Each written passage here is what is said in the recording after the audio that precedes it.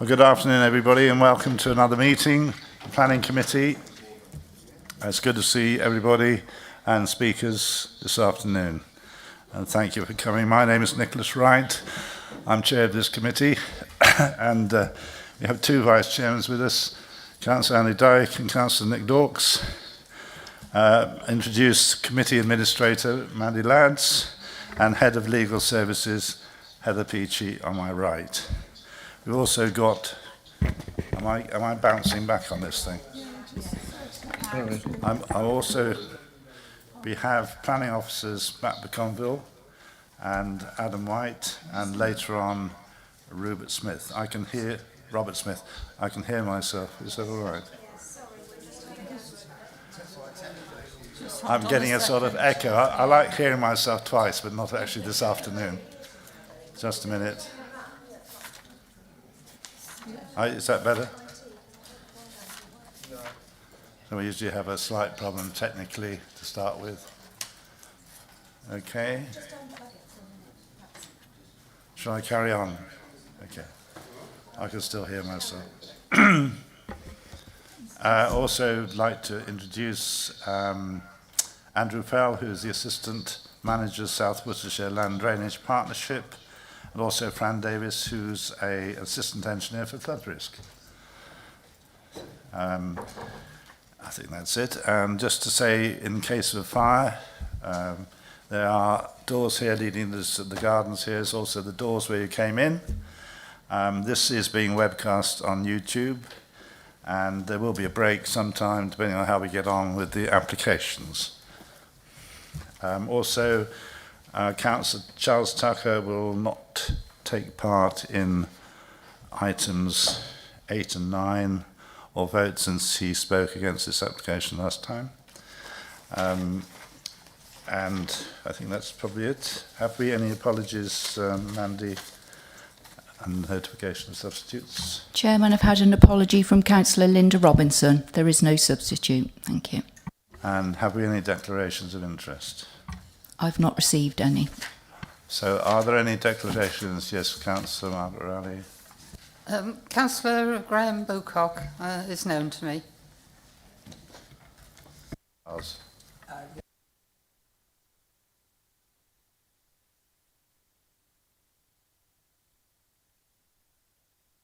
Thank you. Councillor Harden. Thank you very much, Chairman. Yes, the application for the Eckington one is known to me when she was on the Parish Council. Thank you. Thank you. Any other declarations of interest? No? Thank you. You've all had the minutes of the meeting held on 16th of October. Are there any corrections to be made to these minutes? Thank you, Councillor Tucker. Small point, Chairman. I raised the question of the reference to the sustainable drainage principles of being 2015 referred to in the documents when it should be 2025, and that hasn't been corrected in the minutes. Many thanks. Are there any other points on the minutes? No, then can I have a proposal that these minutes are a true reflection of the meeting? Proposed by Councillor Dawkes, seconded by Councillor Adams. Thank you.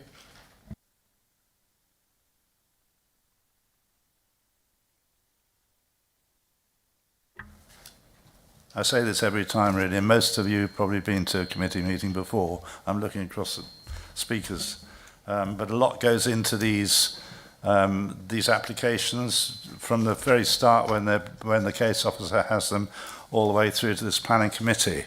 And I say this because if you look at which some of you do, look at the applications, you'll see in probably paragraphs 2 or 3 the amount of agencies and legal bits that they have to go through to reach this committee.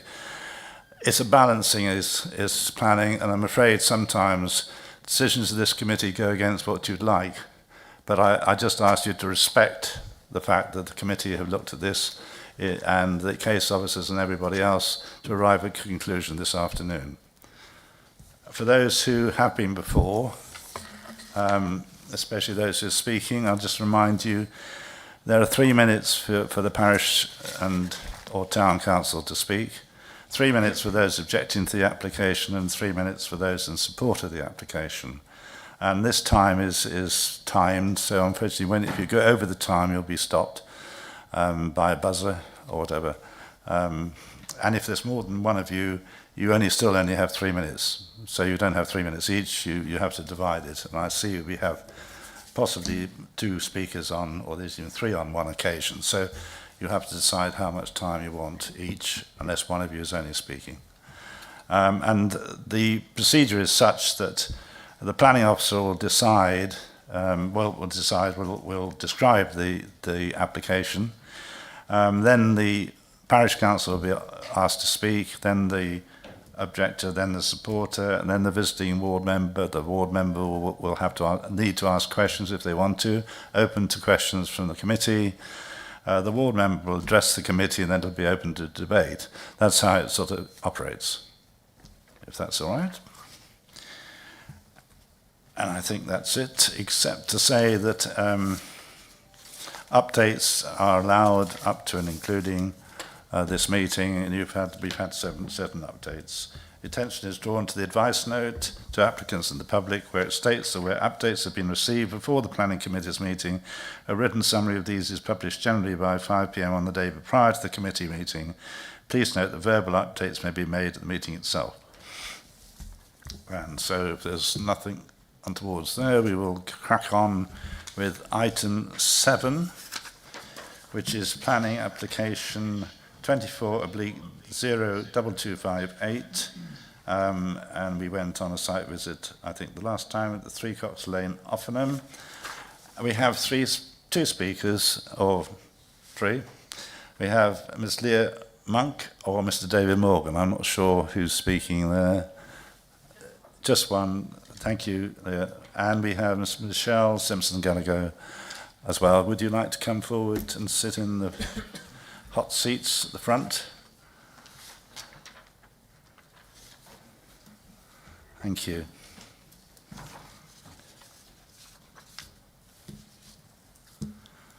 Thank you very much. And I'll ask Matt McConville to outline this application. Thank you.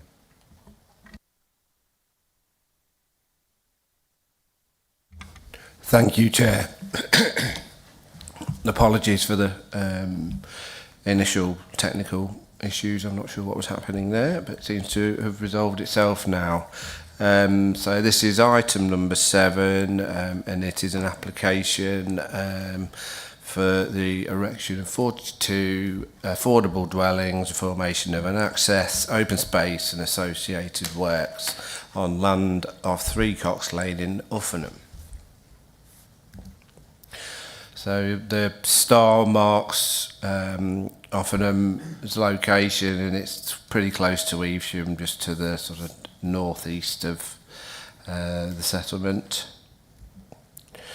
The 2.9 hectare site comprises of an agricultural parcel located on the east edge of Uffingham, outside of the defined development boundary.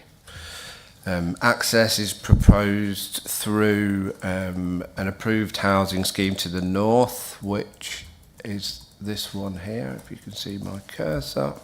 I'll see that in more detail on a later plan. And Uffingham is a category 1 village, which in the development plan is classed as having a range of services and facilities, and as such the location is considered generally acceptable. A public right of way runs along this sort of north side of the site. It also goes up to 3 Cox Lane, and then it continues along here, and that's accounted for in the design. And the development area on which houses will be placed is 1.6 hectare, which will give a density of 34 dwellings a hectare. This proposal was deferred by the previous at the previous planning committee in order to address concerns over design, the drainage strategy, and clarification around the best and most versatile agricultural land category. And the application coming before you now is amended to take account of the concerns you previously raised. Just to go through the plan that's there, you can see how it sits with the village in a bit more detail. So that's the development to the north, which has permission for 34 dwellings, and it's going to be accessed through that development. And then obviously this is the sort of elongated site down here. So this is the revised layout. It has, so the amendments have included changes to design as requested by members. That can be seen here in a bit more detail. So what you've got at the top is the previous scheme, which had these sort of large parking courts, a sort of less robust, I guess, perimeter blocks, and western edge.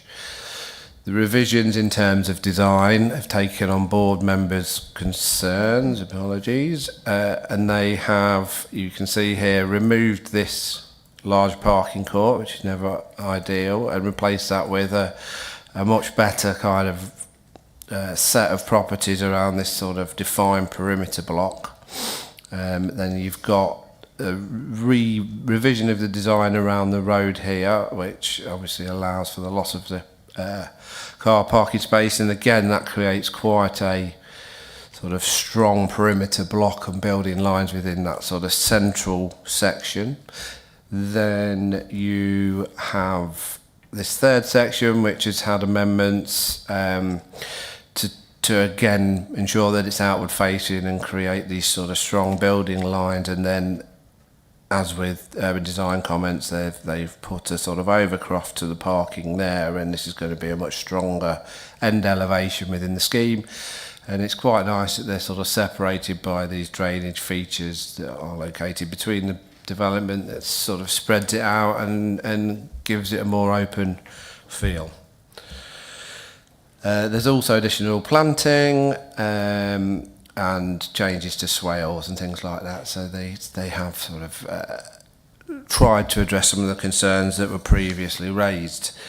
There is also an amended sort of drainage strategy that proposes to increase the height of the floor levels of the building to 600 millimetres above average ground level, and that will take the development 300 millimetres above any surface water that's been on the site. The revisions also included an agricultural land classification note, which did acknowledge and provide confirmation that the site was likely to be best and most fertile agricultural land of grade 1 in the main. And finally, the section 106 has been amended to secure a link from the existing public footpath that runs along the north of the site into the development that has permission to the north. And the revisions haven't changed the previous position with regard to highway safety, landscape impact and heritage, and these remain acceptable as previously. The ecological benefits of the improved landscaping would also still provide a net gain considerably above the 10% BNG requirement. And then continuing on with the design, just to show you, so these are the street scenes. You'll see that they're quite attractive, well balanced properties, good proportions, good angles, roof slopes, that sort of thing. So they're quite attractive and in keeping with the surroundings. And this is a cross section that shows that the scale is in keeping with the properties that are on the edge of the development. Overall, the design amendments are considered to have addressed the concerns previously raised by the urban design team in terms of design. And the revised scheme now proposes a more attractive and considered outward-facing layout with enhanced landscaping and dwellings that would be in keeping with the character of the area. The density and the scale of the proposal is considered appropriate and the impact on amenity acceptable. Just go back to that one. The amended flood risk and drainage details has been reassessed by the LLFA and found to be acceptable. Both accord with the necessary requirements for for such schemes, and it would they've said it will ensure the future proofing of the development against any impacts of climate change in the future. Finally, the agricultural land classification note, as I say, did confirm that the land was grade 1, so the highest quality agricultural land. So in order to consider the impact of that, it's really necessary to look at how it will impact on food security, I guess, in the future. What I've done is add to this DEFRA's high level classification maps. This isn't a detailed enough to sort of assess a individual scheme on, but what it does show is the amount of high quality land that is around Evesham. There's a huge amount. So you've got the purple star is where the development is. That's within a sort of the darker blue colour, that is grade 1 land. Then the lighter blue colour is grade 2 land, and the green land is grade 3. So there's a large amount of best and most versatile land around this whole area. So looking at the policies, looking at the balance, the planning balance and the arguments, the site here is a small section that is just where my cursor is. Hopefully you can see that now. A small section under that star. And it's difficult to conclude that it would have an impact overall on the amount of best and most versatile land in the area, and also the limited loss of land given the council's 5-year housing land supply position is considered to be outweighed by the benefits of the development in the delivery of housing. It's therefore considered that the revisions have adequately addressed the previous concerns raised by members in respect of design, flood risk, and that the impact of the loss of the best and most versatile agricultural land is outweighed by the benefits of the scheme in this instance. The remaining impacts would be adequately mitigated through a combination of design, conditions and planning obligations, and the location itself is considered acceptable. The application is therefore recommended for approval subject to the conditions and obligations set out in the report. Thank you, Matt. Mr. Leo Monk, you have 3 minutes. Thank you. It feels a little like deja vu being back here so soon. You gave the applicant a clear list of things to fix: drainage, levels, design, boundaries, and the agricultural land classification. They've turned in a few more notes, but often residents say the homework hasn't really been done. Firstly, they claim the western boundary issue is resolved with an existing hedgerow being retained. This is simply incorrect. There is no hedgerow on the western boundary. There is still no genuine screening or privacy protection for the existing homes. This was one of the specific reasons members deferred the application, and it still hasn't been addressed. Misrepresenting basic site details like this raises wider questions about how much confidence can be placed in other submissions. Secondly, the applicant now concedes that the site is best and most versatile farmland, the highest quality and most productive soil. They argue that because other BMV sites have been built on, this one should be too. That confuses precedent with policy. Those other sites were allocated in the local plan. This one is not. Policy requires protecting BMV land wherever possible, and Natural England guidance treats productive soils as a finite resource to be safeguarded in their own right. With so much BMV land in Offenham already lost to recent developments, the cumulative harm here would be even greater and is entirely avoidable. Thirdly, finished floor levels are still proposed to be raised over 0.5 metre above the average ground across the site. As I said before, that may keep the new homes dry, but it will push surface water and the resulting outlook and privacy impacts onto existing homes. Planning should manage flood risk, not export it. If the only way to keep these new houses dry is to lift the whole site, then it's simply the wrong land to build on. Fourthly, the design, nothing has changed. In fact, some of the limited improvements previously discussed have been undone. For example, plots 41 and 42, when the urban design officer last commented, were bungalows intended to mitigate impact on Casimir. They've now been moved apart, losing the relationship that once helped reduce overlooking and help visual impact. Gardens remain just as short. There's been no meaningful change in spacing or orientation, despite requests from the officer. Across the site, there are disappointingly only 2 bungalows, but there are 8 flats, a form completely out of keeping with this part of Offenham. Your own housing officer still raises NDSS and mixed concerns, meaning even the affordable housing benefit is overstated. There are no updated comments from the urban design officer to support the claim that the layout is now acceptable. This scheme fails to respect the scale and rural character of Offanem, contrary to Policy 21 on good design. Members, you deferred this application to get clear factual answers. What's come back are empty words, not solutions. No details of the western boundary, no protection for neighbours from raised levels, no verified design improvement, and no justification at all for losing BMV land. With these concerns outstanding, Offanem believes members have clear and defensible grounds to refuse this application, and we request you to do so. Thank you very much for coming back and speaking again. And thank you also to Cheryl Simpson-Gallagher. You have 3 minutes. Thank you. Thank you, Chair.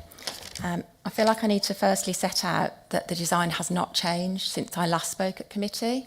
What we have done is we have provided further clarification to officers about the changes that had taken place to the design, further clarification on drainage and further clarification on the finished floor levels. So the application before you was as submitted in September, considered by members at the last meeting, and has not changed in front of you today. So in terms of the design and layout, we have positively engaged with the application during the application process to address the urban design comments, principally regarding the location of the SUDs and the POS, the elevational treatment, the surveillance and permeability of the public realm, and enhancements to green and blue corridors. The full extent of the amendments that have taken place are summarised in the design document submitted to officers on the 28th of October, but also included enhancements to public right-of-way, the introduction of bungalows, overcrop parking and chimneys, and the breaking up of parking spaces.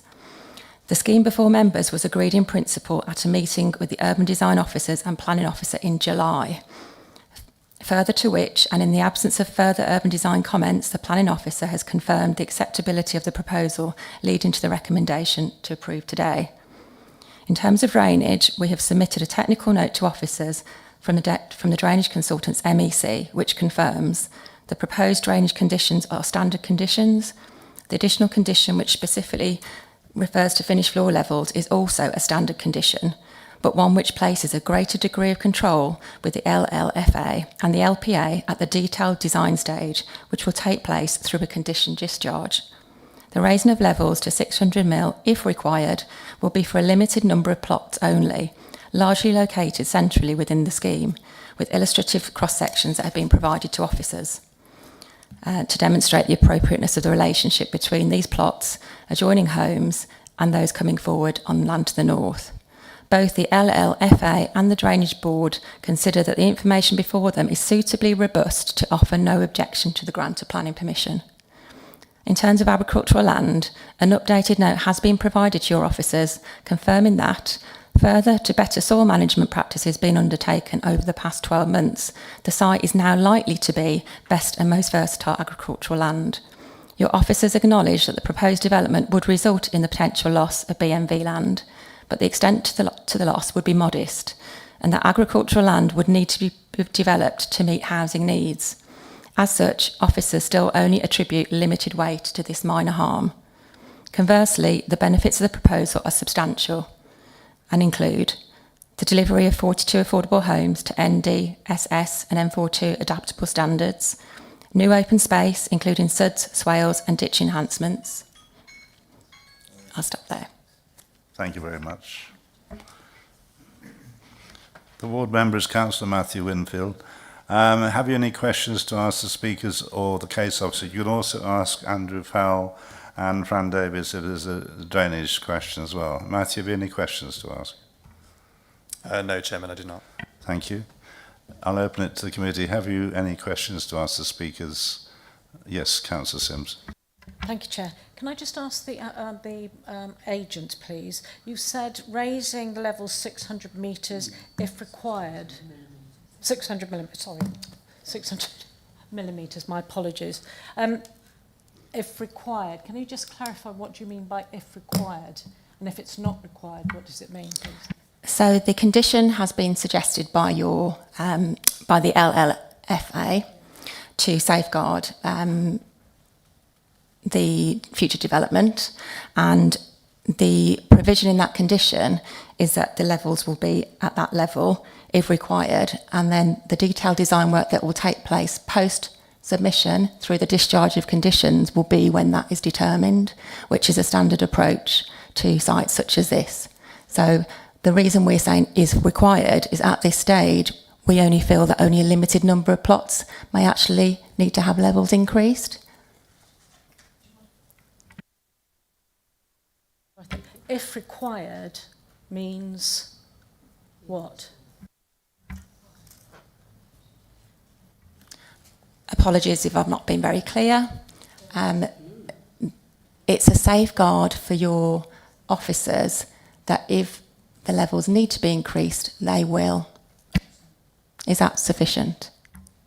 Sorry, is that because of the concern of the flood risk, is what I'm asking?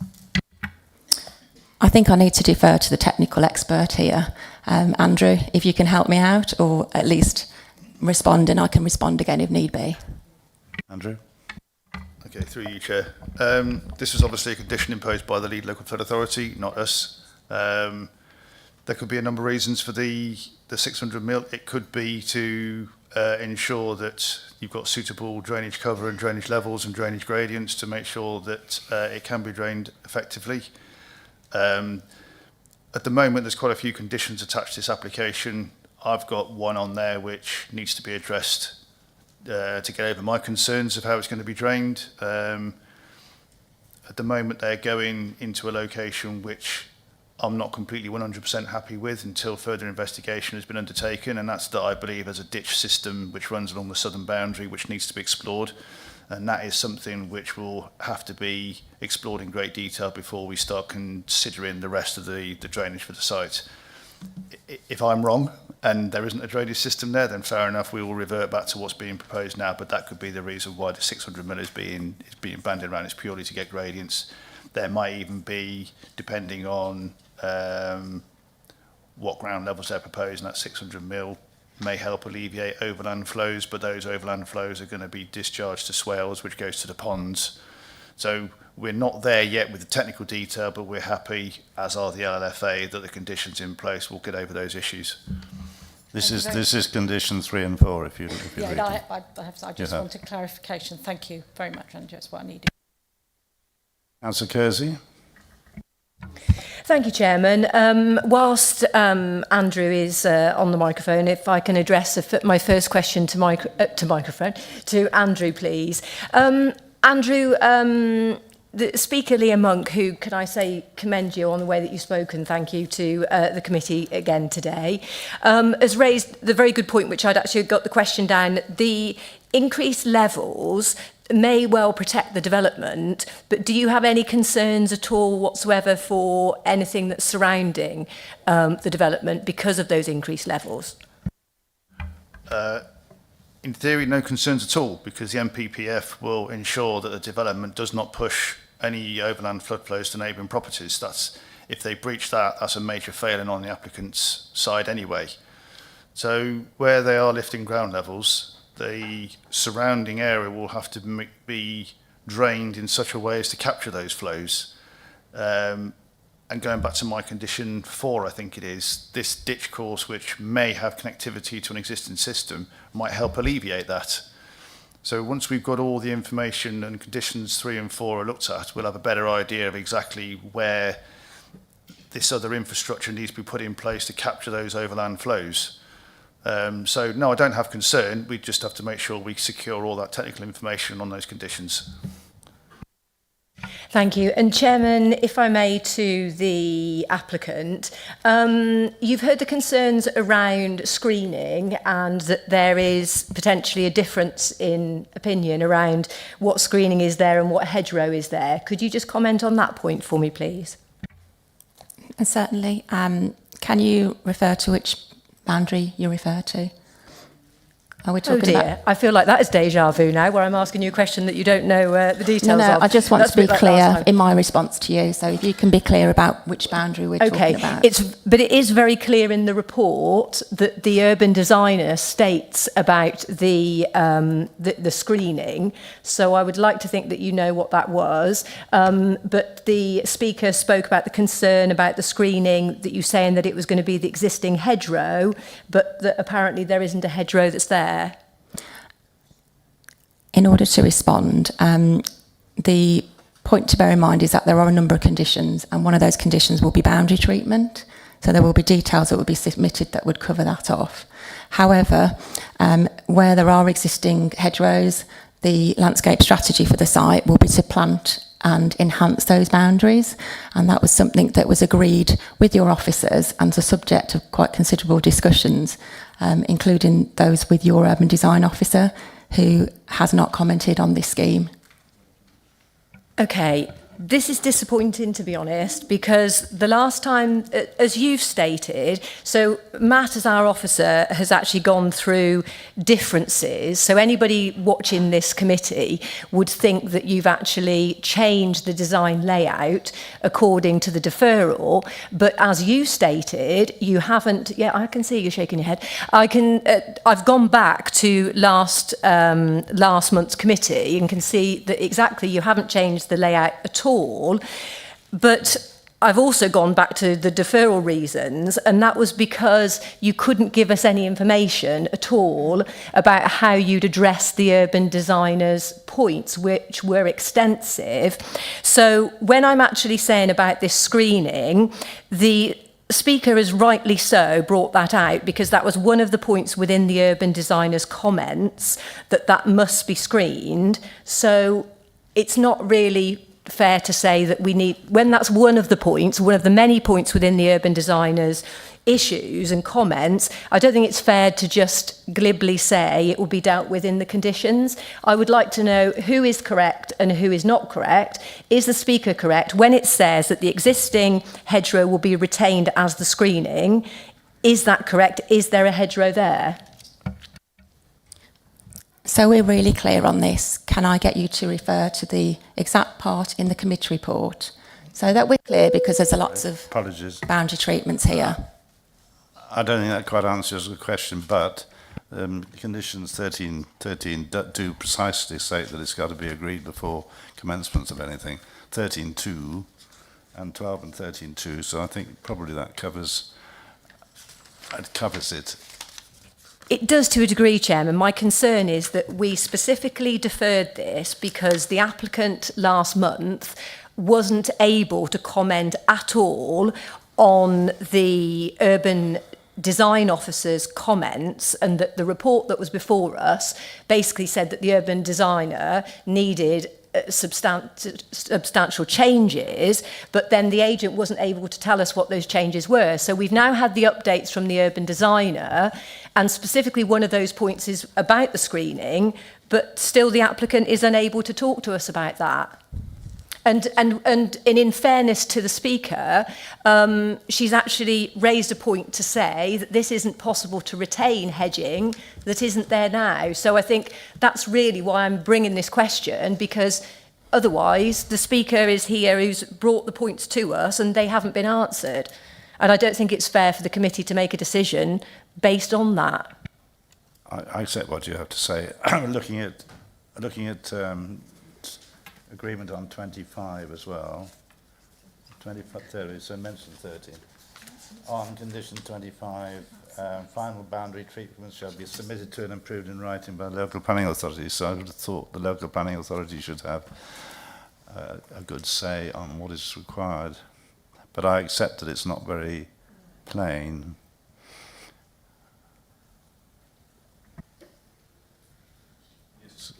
In that case, Chairman, just one other question for the applicant. Last time you confirmed that you would go to the parish council first of all for the green space.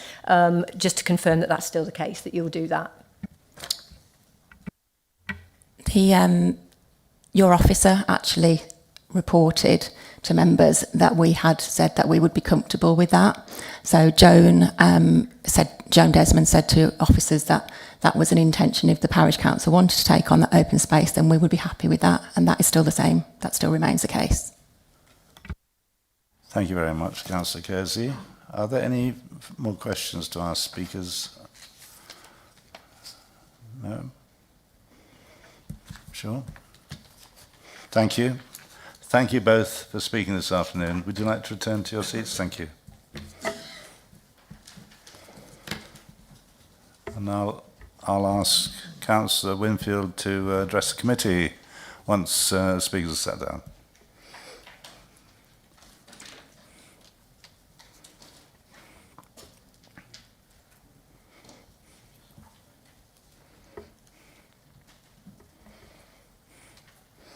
Thank you. Thank you, Chairman. Although I appreciate the work done by the applicant to address some of the concerns raised by members at the previous meeting, as Councillor Kersey has made plain, many of our objections remain unaddressed. For example, the violation of policies SWDP 2, 4, 21 and 25. In particular, the impact the new development will likely pose to the local road network, with the majority of new residents reliant on car journeys, which will filter onto what is already a very congested main street, or New Town, which, as mentioned previously, is used by a considerable number of HGVs. The 42 houses proposed would represent an increase of 6% on the number of households recorded at the last census in 2021. This follows from the adjacent site of 34 units, which are in the process of construction. The concerns I have about pedestrian usage of the road to access the proposed estate and the nearby park remain unaddressed. Moreover, the reservations I have about how to address drainage continue to apply, with the impact on, respectively, ferry and boat lanes of the proposed raised elevations a continued cause for concern, flood authority comments notwithstanding. I'm not confident that the suggested scheme will adequately manage any displacement to those areas west of the site, running down the river terraces to the Avon. I am pleased that the applicant has conceded that the proposal, if approved, would likely result in the loss of the best and most versatile agricultural land. This would be contra SWDP 13A3, which requires that only exceptional use be made of such land, and that planning permission should be withheld where an applicant is unable to demonstrate that their proposal would significantly outweigh the loss of said BMV agricultural land. As the plan makes clear on page 118, fertile soil is a strategic asset, and that in the face of climate change and the need to enhance food security, we should, wherever possible, seek to retain agricultural and horticultural capacity.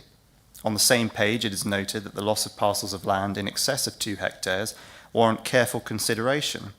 As this site is nearly 3 hectares in size, it clearly merits just that. The applicant believes that because land of a similar quality has already been lost to neighbouring developments, this enhances the strength of their application. But the contrary argument could be put that it simply underscores the need to retain what BMV land remains.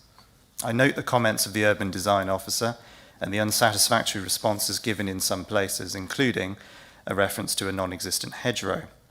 This makes me question the veracity of claims made elsewhere in the submission, as Ms. Monk noted. As mentioned previously, and is evident from the sheer number of submissions from residents objecting to this application, this proposal is a source of considerable concern within the village, concerns which are not misplaced. If the committee sees fit to approve this application, I would implore it to consider a reduction in the number of units to ensure that whatever impact the new estate might have is mitigated. Thank you. Thank you very much, Councillor. I shall now open it to debate from the committee. Who's going to be first? Reduce to silence, unless the sandwiches were too good. Councillor Morris, thank you. I think I just need to reiterate probably most of our feelings about this. There are lots of negatives, BMV land, the flooding risk, but as with all of these things, the land supply, housing land supply, puts us in a headlock almost. I need to be confident that the conditions are robust enough in order to be sure that if I was to reluctantly agree to this, that the residents are protected as much as they can be, And I'm picking up on Councillor Kersey's comments. I completely agree. The issue about the screening and the planting is not clear enough, but I'm assuming that that comes under, that is conditioned. I'm wondering whether we need to make it more robustly conditioned so it's much clearer as to what is required, and that the design couldn't be signed off unless we're certain that that what we're going to get is at least what the residents would like in terms of screening, planting. I would be interested to hear what my colleagues think about that. I mean, maybe I'm reading into it more than I need to.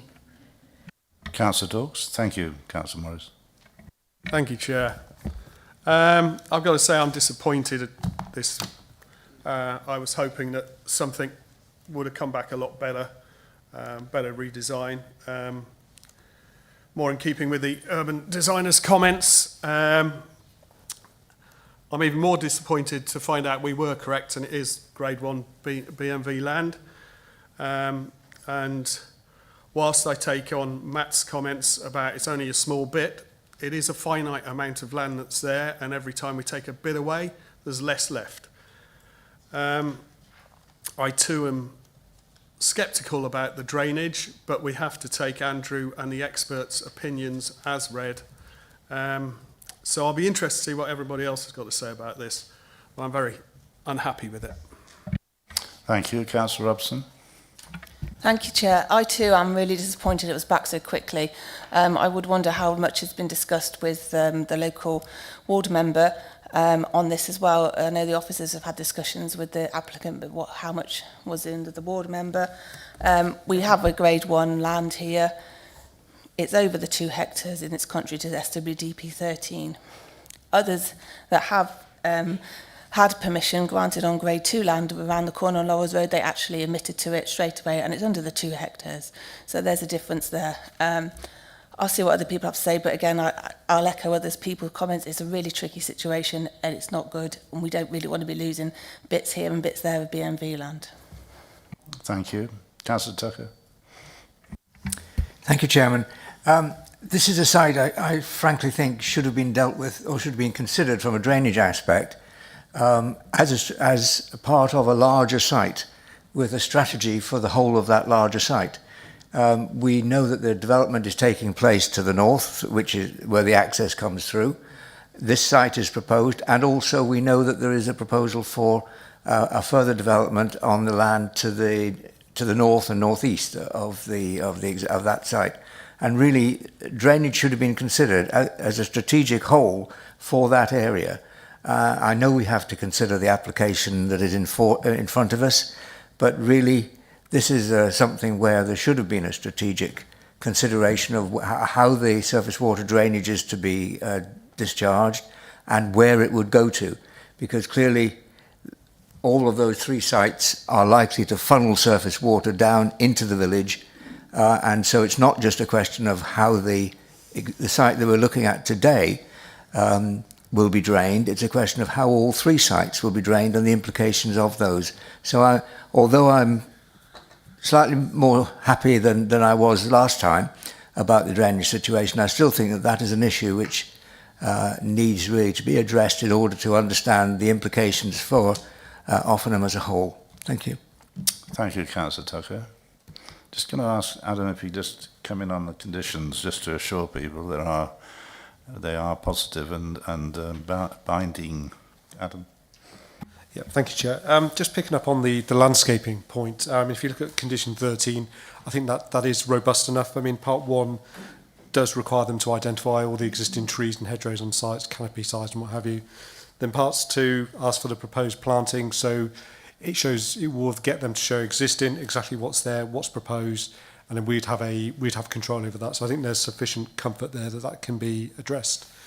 In terms of the drainage conditions, it's been discussed, and Andrew's said that they're comfortable that it can be dealt with by condition. The lead local flood authority are also comfortable that it can be dealt with. I take your point that it would be good to deal with these strategically, but a lot of the time they don't. They come forward piecemeal.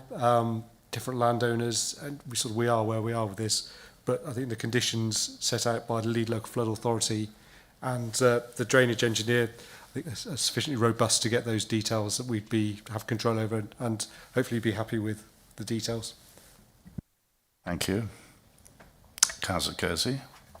Chairman, thank you. I think, yes, we're very much getting the feel across the whole committee, aren't we, that we're very, very disappointed as to what the applicant has put forward to us. And I think particularly, I think it's the answers again from the applicant to the committee today doesn't seem to be giving us any sort of reassurance. So much so that we've actually had to have Adam to actually reiterate some of the conditions to us. And I think it's things like the levels that, yes, to use things as if it's required. Well, if it's supposed to be there by the as a condition, then it's going to be required. So there just seems to be some sort of, as if we're dragging the applicant kicking and screaming to actually adhere to the conditions. And I think that's very much the general vibe that the committee are feeling, which is unfortunate, particularly in something that we deferred, and we deferred it for very specific reasons. And it's also obviously very disappointing that the applicant isn't able to reassure us with any of that. I love Councillor Morris's phrase that the government has got us in a headlock, because that actually really feels that is the case. And we absolutely know that, yes, Councillor Winfield, we do know the SWDP numbers and we'd love to apply them. But unfortunately, we are in the headlock situation. And as you say, notwithstanding the lead local flood authority, when you talk about the traffic, you know, we need to have objections from highways to be able to do anything with that. We most certainly don't like it, but we need to have objections from those statutory consultees, which in this situation we don't have, which does take us back to the headlock situation, which I'm sure everybody can gather that the committee are completely unhappy with this situation. Adam, when you were talking about the conditions, because again, the applicant has eventually told me that they would be happy for the green space to be offered to the parish council first of all. Is that actually conditioned? Because it isn't always conditioned, and we noted that we were going to change so that it would be offered to them first of all with the commuted sum. It's not a condition, but it'd be included in the section 106. So there'd be a clause that they would be offered to the parish in the first instance, and if they didn't want it, then it cascades down. And it will definitely be in the section 106? Yes. Okay, thank you.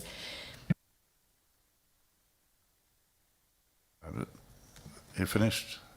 I know you don't want me to finish, and I don't want to say the words that I'm going to have to say, but I sense that the committee awaited me. Are you going to say it? No, we're all in that headlock. I know we are. It is, for those who have come this afternoon, it is a difficult time with a lack of housing and government pushing for 1.5 million houses a year.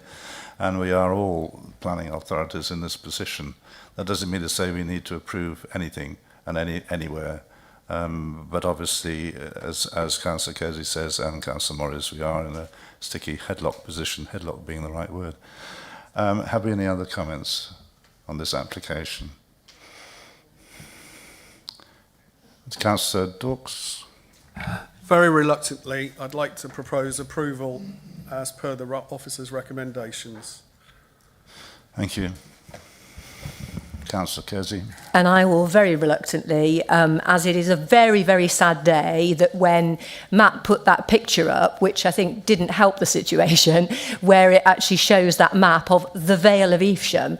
The Vale of Evesham is the Vale of Evesham for a reason, and it's got the best and most versatile land. And as I've said before, if we can't grow food in the Vale of Evesham, where are we going to grow it? And we are eroding it so that there's going to be hardly anything left. So it is with regret that I second the proposal for approval in line with officer recommendation, and to ensure that within the section 106 it will go to the parish council with the relevant commuted sum, please. Thank you, Councillor Kersey. I echo those comments, especially with the BMV land, which I think is tragic for future generations to use it. Have we any more comments? In which case I will go to the vote, which is proposed by Councillor Dawkes and seconded by Councillor Kersey. Over to you. Thank you, Chair. I'm just going to read out a slight amendment in view of the comments made by members about the public open space. So the officer recommendations to delegate authority to the Director of Planning and Infrastructure to grant planning permission subject to the completion of a Section 106 agreement to secure the obligations, including provision for the public open space to be offered firstly to the parish council with a commuted sum, and then planning conditions listed in the report allowing for any subsequent amendments to the obligations and planning conditions as required by the Director of Planning and Infrastructure. So just to highlight that point that's been made by members, if proposer and seconder are happy with that, please. Are you both agreed to that? I'm in agreement with that. And Councillor Cussy, yes. Thank you, Chair. If I move to the vote then, please. If you could... so we're voting for approval, as I've just mentioned, and if I could ask members to raise your voting cards, those in favour.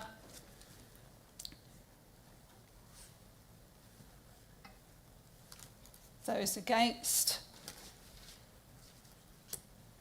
Any abstentions? That motion's carried, Chair. Thank you very much, and thank you to both speakers. If you want to stay, you're welcome. But if you want to go, do go now, and then we'll press on. Thank you.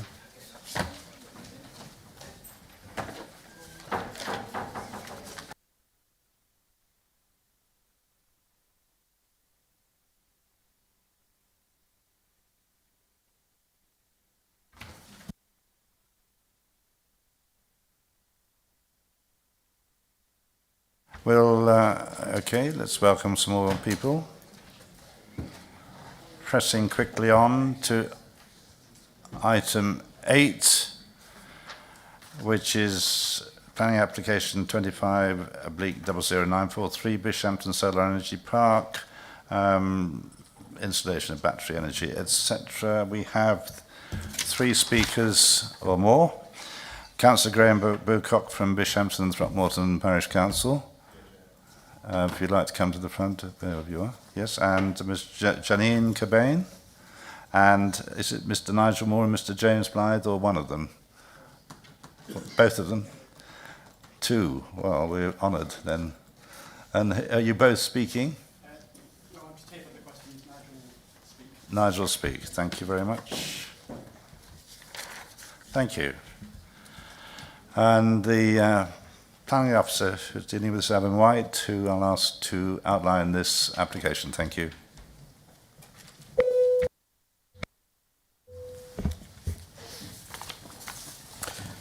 Thank you, Chair. So this application was deferred at the August Planning Committee. It was resolved to defer the application to require the applicant to explore option 1 further as an alternative to the one proposed, given the constraints of option 4, specifically relating to the pollution control into the brook and fire risk and access. So just to clarify, option 4 is the current application site. Option 1 is in an area of land at the centre of the solar farm, as shown in the report. So officers are further engaged with the Hereford and Worcestershire Fire and Rescue Service in respect of fire risk and access in the event of an emergency. The applicant has also submitted further justification in respect of option 1, which is the central site, and revised plans in respect of option 4 following comments from the fire service. And this is all set out in the report.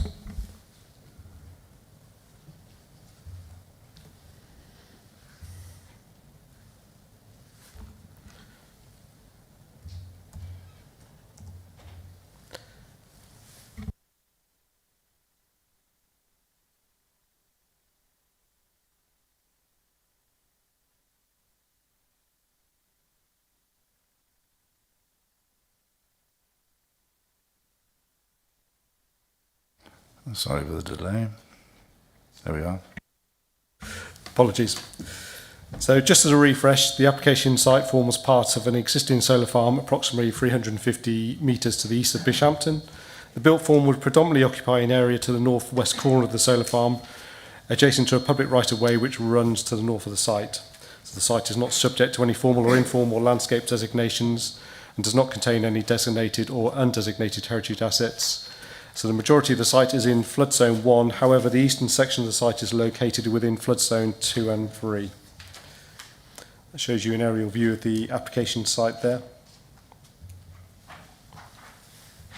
So the proposed development is for a battery energy storage system development to include the installation of battery energy storage units, transformers, inverters, grid connection infrastructure and ancillary developments within a secure compound. The application also proposes new planting along the public right-of-way that runs to the north of the compound and a new area of habitat creation within the wider solar farm development. So following the deferral of the application, the layout has been amended in response to comments from the fire service. The changes are fully detailed in the report, but the key changes to note are the addition of a secondary access. So this shows you some of the elevations. This is without screening. Proposed elevations with screening. This gives you an idea of the typical equipment on the site. This shows the proposed changes. The top one is the layout as originally proposed. The one below is the amended layout, which shows the additional access track around the BESS facility. Let's give you a few views of the site. Let's view east towards the application site from the public right-of-way. There's a view west towards the application site. Again, that's from the public right-of-way to the north of the site. It's a view over the application site. It's a view north towards the application site. And this is the area which the ecological enhancements are proposed a bit further, more central part of the site. Thank you, Chair. Thank you very much. I'll ask Councillor Beaucook. You have 3 minutes. Thank you. Thank you, Chair. Good afternoon. A few short months ago, this application for a battery energy storage system at the solar farm was brought before this committee. A number of problems were recognised, including environmental concerns, flood and contamination risks, nuisance to homeowners and the wider community, and above all, safety risks due to the fire risk. These come about not simply because of the inherent safety issues of BESS installations, which, though improving, remain considerable, but due to the decision to position this one at the extreme northwest corner of the site, a position most distant from the point of access for the emergency services and most proximate to residential housing and environmental assets. Thankfully, this committee recognised that the proposed location was unsuitable. However, rather than refuse it, they generously afforded time for the applicants to reconsider and develop other recognised alternatives to resubmit.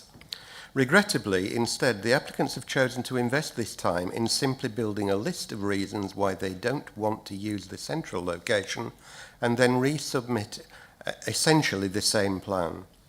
Rather than address the concerns and clear objections of the committee, they have sought only to justify a refusal to budge from their original preferred site, which minimises costs to them and places the risk and inconvenience firmly at the door of the community.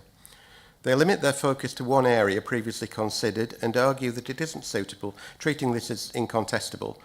Whilst they are prepared to make adaptations of their preferred location, as was evident, they do not truly consider adapting this or any other alternatives because they refuse to contemplate the obvious logical option of simply moving some of their panels. Rather than seeking ways to make an alternative location work as requested by the committee, they've simply sought ways to argue their own preference despite the views of the committee. We recognise that some improvement to the tracks have been made, however the site remains the most distant possible for access. The emergency services can only comment on specific criteria, so are clearly not able to add that access is made needlessly difficult and risk-prone simply due to the chosen location. The applicants will doubtless argue that they've listened to the committee, and indeed they may well have heard the words. As to whether they've really taken notice or made any genuine effort to address the committee's concerns is a matter for your judgment.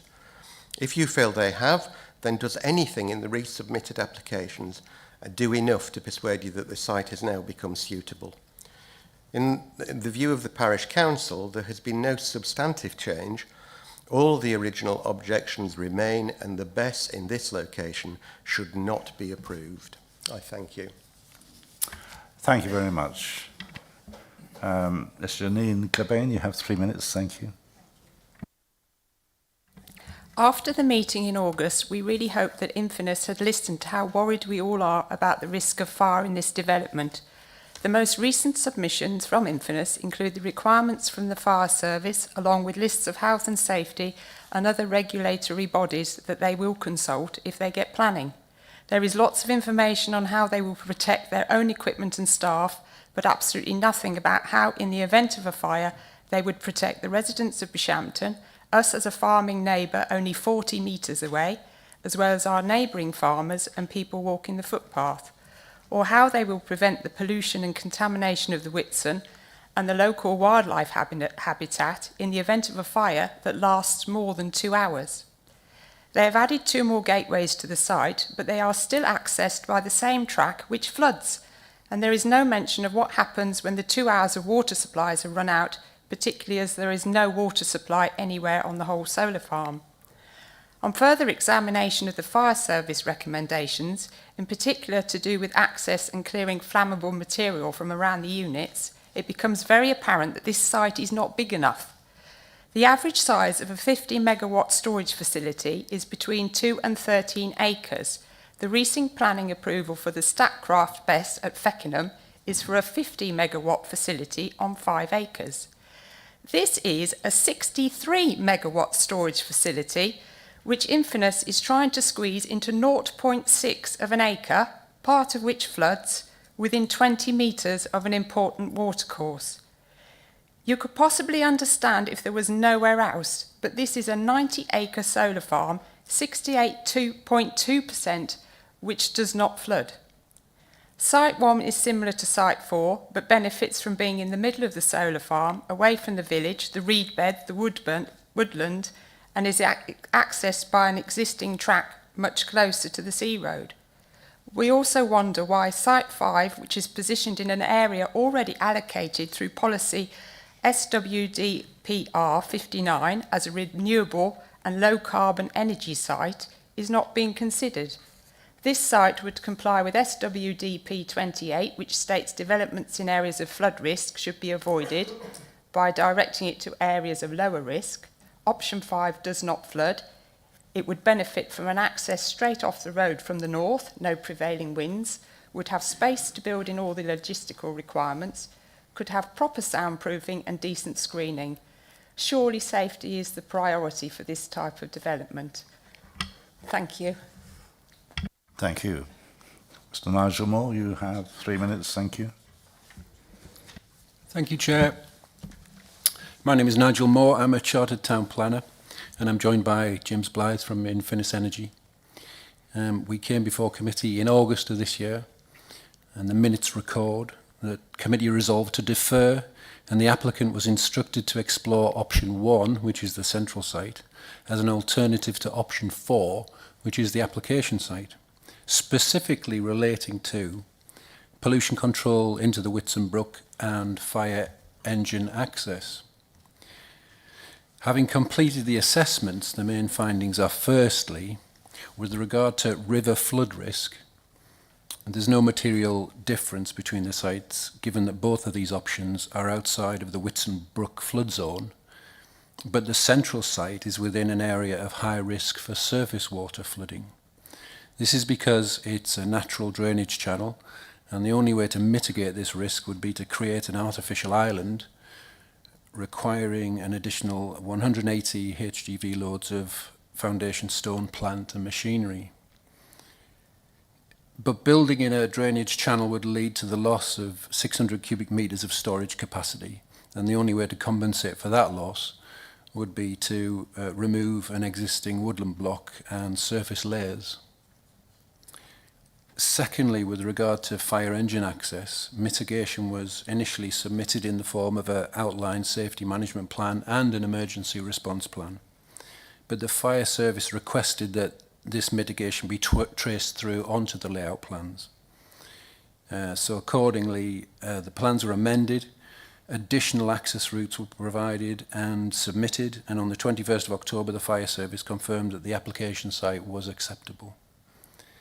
And finally, with regard to all other environmental effects, the central site would be louder, more visually exposed, and impossible to effectively screen because of the lack of space and the awkwardness of the shape of the site. So in summary, it was reasonable for the committee to ask the applicant to explore the central site, but having done so, any reasonable application of local policy and national policy would indicate that the central site is a less sustainable option than the actual application site. Thank you. Thank you very much. The ward member is Councillor Elizabeth Tucker. Have you any questions to ask any of the speakers, or Andrew Fell, or the case officer? I've got 3 questions, actually. Do you want me to do them one at a time or as a bulk? Sorry? How's that? Do them all together. One after the other. Right. My question number 1 is, has the gap between the cabinets followed the request of the fire brigade to increase to 6 metres? Could you clarify for me what the space is between the cabinets?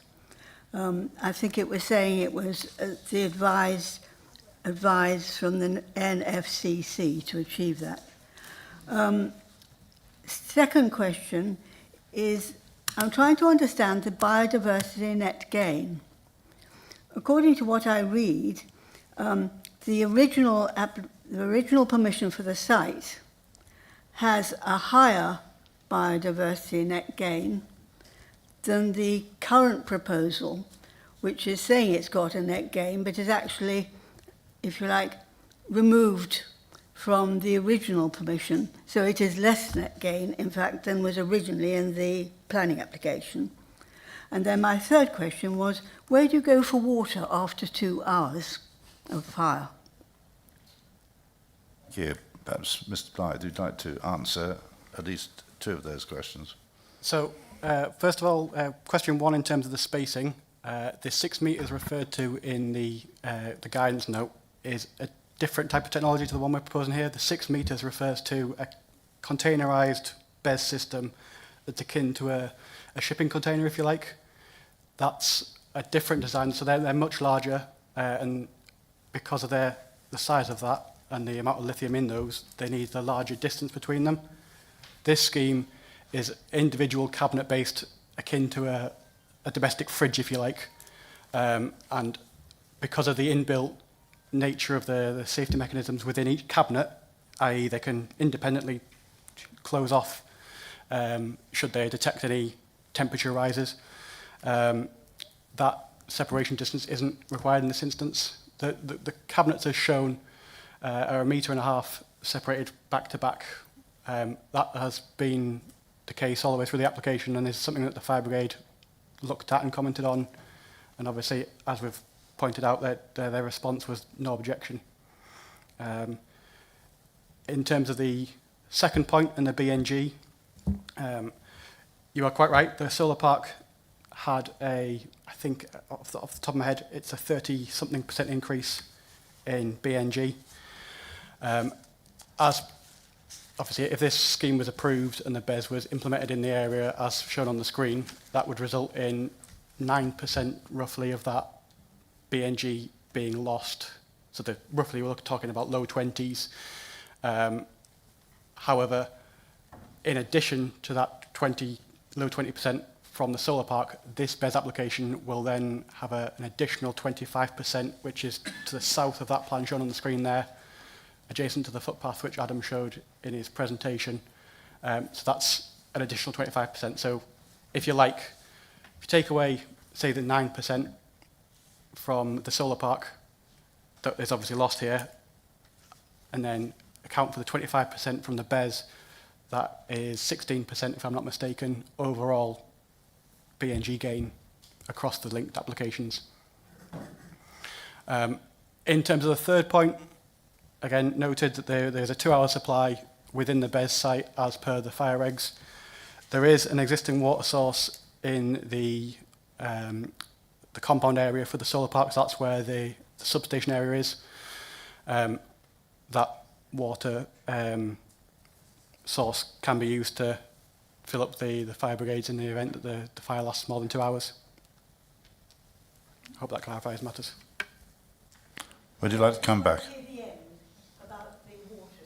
Yes, could you just turn your microphone on? Yes, sorry. Could you just say I didn't quite hear the end bit about the water source. So there is a main water supply to the substation area within the solar park. So in the centre of the solar site, On the larger layout plan, you'll be able to see the substation. So where the green area is, where the central site is, yeah, that's where Adam's pointer is there. That has a mains water supply that would be capable of filling up any fire engines as required if the fire was to last for more than 2 hours. I don't understand it. Does that answer your question? You don't know. Okay, well, it's okay. All right, thank you. If that's it, I'll open it to the committee for questions. Councillor Morris. Just for clarification, so right by option 1, there's a mains water supply, correct? Yeah. Yes, there is a mains water supply in that substation. Right, so while we're on option 1, I mean, I've never planned a solar farm, but normally when you plan stuff, the way you number indicates your preferred option. So I didn't really get this the first time we discussed it. If you pick option 1, why would you pick a site that you're now telling us as option 1 is not suitable when you were planning this, that was your first choice, that was your priority choice, presumably?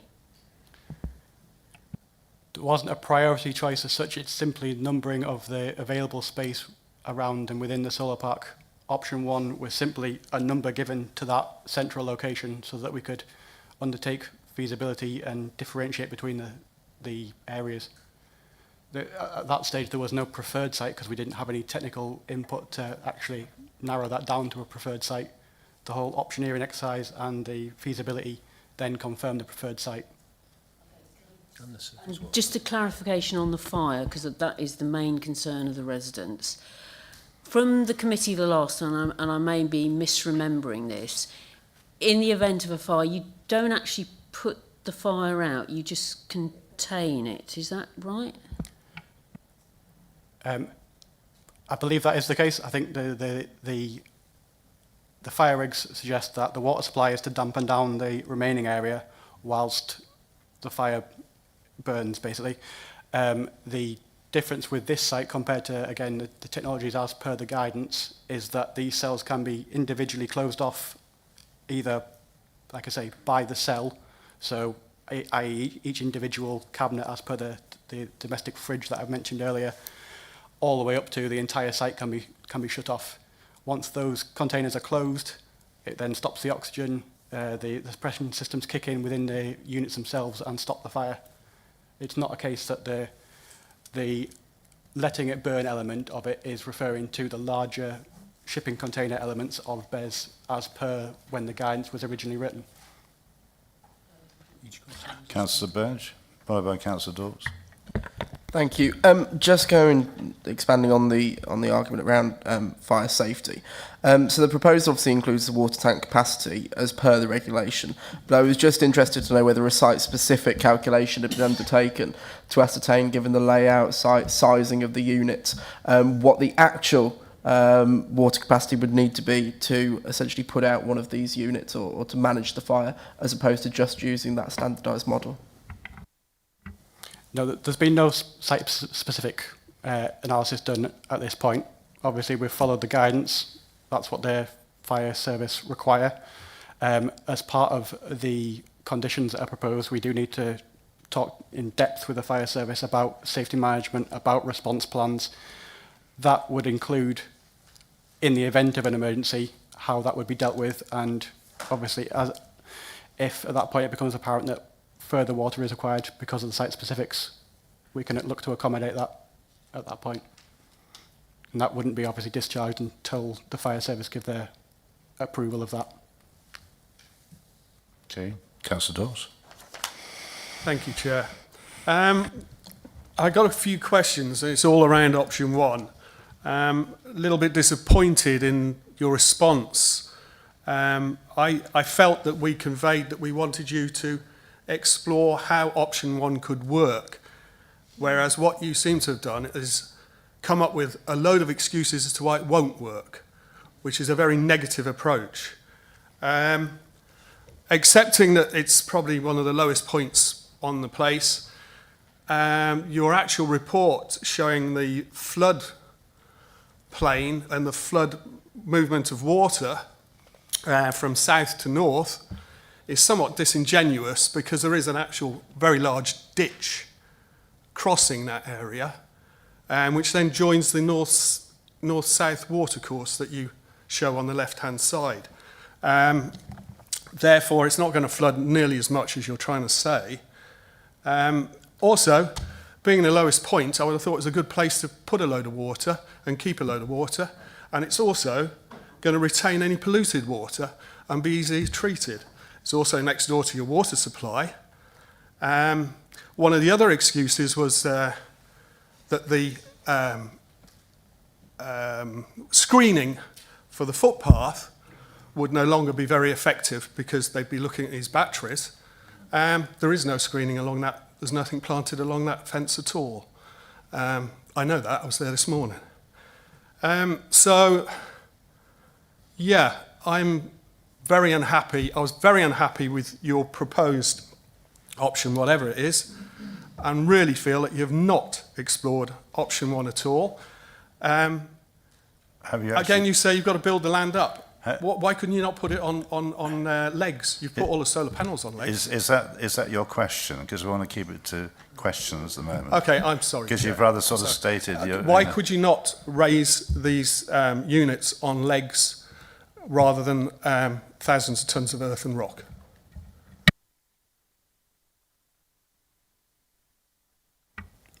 So going back to the first point, I do apologise if the justification Rob came across in that way. What we've tried to do there is the fact that we've looked at the site constraints. It wasn't the case that it can't be built. As per Adam's report, there is a layout there that a physical battery storage scheme can be built in that location. What we're saying is, when you take into account the planning considerations, that is materially worse than option 4 as per the application. So it wasn't the case that it can't be built, but it's just not as a sustainable location as per the requirements of planning policy. In terms of the flood risk elements, the maps as shown on our justification report aren't our own maps. We didn't create those. They are EA standard maps. We didn't have anything to do with the creation of those. Again, if you want to speak to the council's drainage engineer, they'll be able to discuss that with you. But I'm not entirely sure what you mean by the disingenuous nature. We haven't been disingenuous at all there. We've just using the data that's available to us. In terms of the requirement for basically the entire facility, not just the battery storage units, has to be above that surface water level. As per the previous applications that we're talking about at this committee, the finished floor level has to be above that surface water element. Hence the reason for bringing in material rather than putting it on stilts, so to speak. I think that covers everything that was mentioned, but again, come back to me if you want any further clarification. Yeah, thank you. I'll come back to you if you want another question. Councillor Sims, followed by Councillor Kersey. Thank you, Chair. This may not be pertinent to exactly planning, but bearing in mind you're using lithium-ion batteries, which are risky and temperamental regarding fire and the toxicity they contain, that could, as Councillor Dawkes suggests, go into the watercourse. Is there no other way, no other battery, which I understand there are, that you can use instead of these risky and temperamental batteries? If you think about how far battery technology has come on in recent years, there is an expanse of knowledge being created and understanding. Lithium batteries are the most common at this point. There are other technologies being worked on, but in terms of a scheme that we can build out and ensure, in terms of the backing that we would have we'd need to finance this scheme, if you like. That has to be insurable. That has to be signed off by various other parties. At this point, lithium battery technology is the most, if you like, buildable technology. So, yes, we have looked at other things, but currently there isn't an option for this site other than the lithium. I come back. Sorry, could I just be suggest? Just keep it relevant to this, if Oh, you I'm just could, gonna this planning application. Otherwise, we'll be going into the theory of lithium batteries. Councillor Kersey. Chairman, thank you. Can I start in correcting you for what you've said about planning considerations? Because at the last committee, I asked our officer his idea of the planning considerations based between the two sites. And he said that from a planning consideration perspective, they were on a par. Okay, so you've just said that the other one was detrimental, but we know from a planning consideration point of view, the two sites are on a par. Therefore, my question to you is, why have you decided to stick with the site that you first wanted as opposed to explore the site that we asked you to? I do remember the question, and I do remember you asking Adam that specific point. I think what was referred to in the last committee was that the planning considerations are comparable in terms of the nature, in terms of the actual, so if you think flood risk, ecology, so the actual topics themselves rather than the impact. Again, feel free to speak to Adam or clarify matters, but I think that was the interpretation of that. What we've done is, in our justification, is assess those criteria, if you like, and against the planning policy measures that are in place, that's where we've come up with the impact of the central site is larger than the impact of the application site. Again, feel free to clarify that with Adam, but that was my interpretation. If I may, Chair, yes, thank you. I'll actually word my question slightly differently then, because really planning considerations are all based on their impact.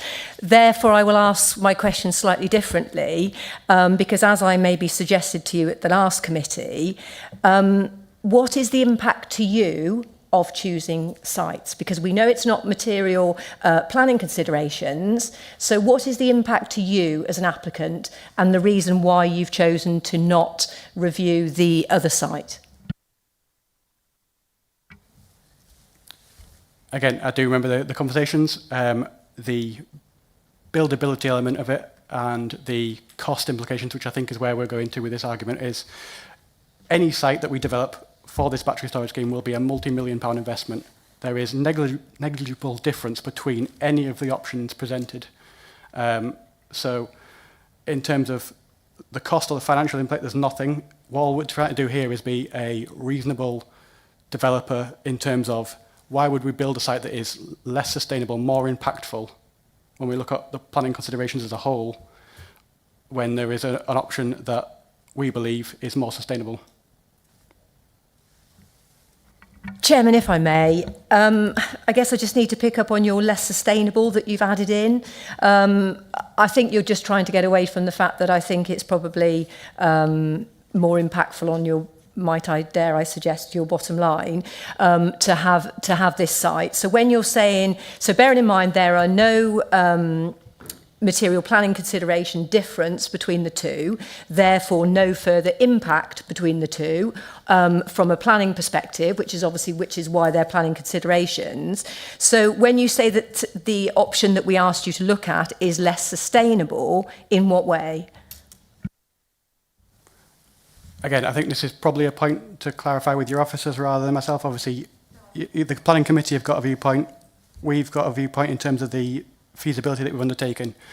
The judgment is the impact, and that judgment is assessed against planning policy and against the criteria that is set out. In terms of what's more impactful, the scheme is more visually intrusive. It is slightly louder at the nearest receptor. The impact of having to create the water storage facility in terms of removing that woodland is more environmentally impactful. The only thing in terms of the central site that is beneficial is obviously the length of the access track. But when we talk about the length of the access track, it's a couple of hundred meters, and the time difference is measured in seconds between the two site options rather than minutes. And in our assessment, that is, when you take all those into account, the central site isn't as sustainable as the north site option. Again, That's just our point of view. That assessment has been sent to Adam. Obviously the council planning team have looked at it and assessed that it does meet the criteria. And obviously the recommendation in that report is for an approval. Okay. I don't know much more I can add No, there. thank you.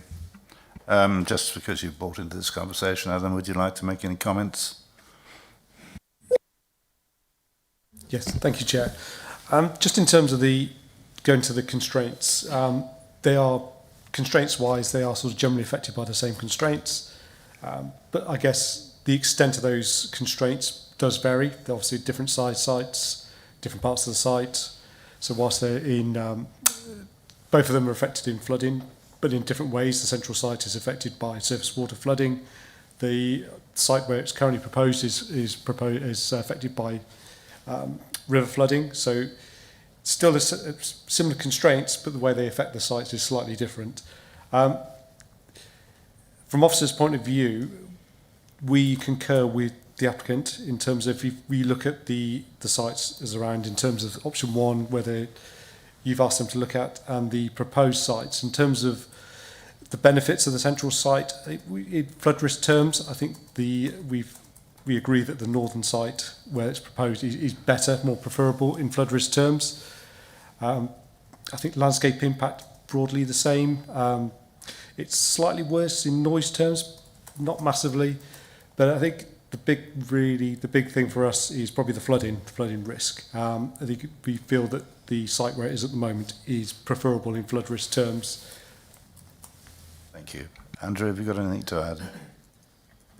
Yeah, sure. Thank you. Through you, Chair. So there's a flood flow route that has been identified by the applicant. It clearly exists, as you mentioned before. These are EA maps, they're not their maps. I've checked the Gov website maps and they are there. The first thing we look at, and I'm sure you all do as planners and as members of the planning committee, is to steer development into the areas at lowest risk of flood risk, and that is that site. It's in flood zone 1. The flooding extents of the Whitson Brook extend north, so the flood zone extends to the north, not to the south, so it's not affecting this site. There's no surface water flows, so from our point of view, looking at the flood side of it, it appears to be the most obvious place to put this development. Thank you. Are there any more relevant questions before we carry on? No? That was a good discussion. Thank you for speaking. No, I'm afraid you're not really. But it's very nice of you to try. I'm sorry. You can't do that. I'm sorry about that. Unless there's a question to you personally, which I don't think there probably is unless somebody wants to put a question. No? Then thank you. Thank you very much for speaking, all of you. And would you like to return to your seats? Thank you.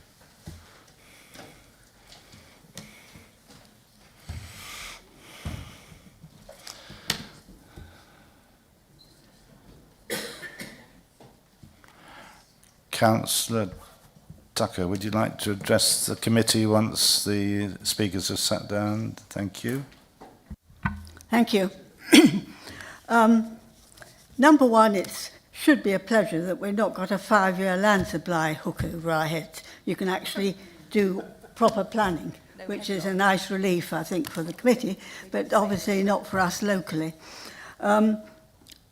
We are very disappointed and surprised at the narrowness of the review of where this pumping stuff should be. We went away with the clear impression that a whole range of areas are going to be looked at. This has been understood and recorded by the planning as being just between 2 sites, which was a surprise to us. But nevertheless, we are where we are, so I'll talk from that point. Let's be clear. What is being proposed is to continue to use this location, which is the furthest possible distance from the entrance to the site. It's not good enough to say that it's only a few more minutes. There's a few more minutes on the long drive from the fire brigade station. So it is pretty critical, I think, timing on this. And in addition, it is using the same track through the site as before. The changes to the access are just in the around the rectangular block at the top. I'm not clear whether or not the existing track through the site is as wide as is necessary, and with the different passing points. Presumably that has been put in, but I'm not clear enough in my mind on that. The point is that it does flood that access road anyhow. So it's not a desirable place to put it in the furthest distance away from the way into the site. I think anybody can understand that. That's the first point I want to make. The second point I want to make is, well, back to this 2 hours water supply. I couldn't hear where they said the water supply was going to be, but I presume it's still going to be on the Wychavon Road, where the brook is. And you start trundling around from that sort of distance, you can see what problem you've got once your 2 hours limit of water is up. And these fires do go on longer than 2 hours. More importantly, for me, is the biodiversity issue. My understanding is that the biodiversity level approved for the original solar farm will be reduced by this application, and that even though they're doing more tree planting elsewhere, when you look at the value of what is going to be lost, number one, the water meadow that was going to be there. Number two, the effect on the adjoining brookside, Whitson Brook banks and tree area. There's a lot of jolly good wildlife stuff in that, and that is going to be disturbed by the sound and the industrial impression of these. Another point that hasn't been talked about has been the public right-of-way which passes there. And I'm not sure if it's in the response to this application or the one we're about to move on to, which is a tidying up one. But the Ramblers made a very clear objection to the use of this. It is regarded by our conservation officer as a very important track between linking two ancient villages, which is presumably what the archaeology limits on the other proposed places for the storage units were. But it's not only the fact that it is an ancient path and it's a lovely path, it's also the fact that they will be narrowed down with a big acoustic fence of 4 meters high, and the other side of that fence is going to be whatever sort of rumbling noises are coming on from the industrial units as it runs along the side. And instead of running along the boundary of a water meadow. And I think that is a very big difference, and I'm not at all clear that the tree planting proposed are in any way going to compensate in biodiversity value for what is going to happen. We're not happy about it, you may have gathered. We really think that this is in the wrong position, and it is not essential to the solar farm, which is approved and which I personally didn't object to, although others did. It's introducing something which is beneficial, and particularly beneficial to the site developers, since I think it can take more than twice in storage of what the actual site can do. I really think that we should insist that the storage units are placed in a much more accessible position to be in case of fire. Thank you. Thank you, Councillor Tucker. I'll open it now to the debate, starting with Councillor Birch. Thank you. From my point of view, I don't think that the fire risks have been adequately addressed.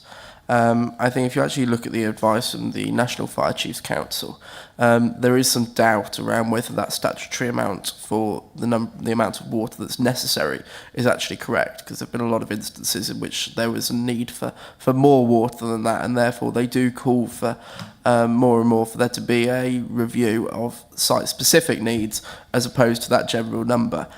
I've read the response from the fire service, and I think it's important to note that that came from the fire protection team, who are of course an important department of Hereford and Worcester Fire and Rescue Service, but are not the team that would be responding to an incident here.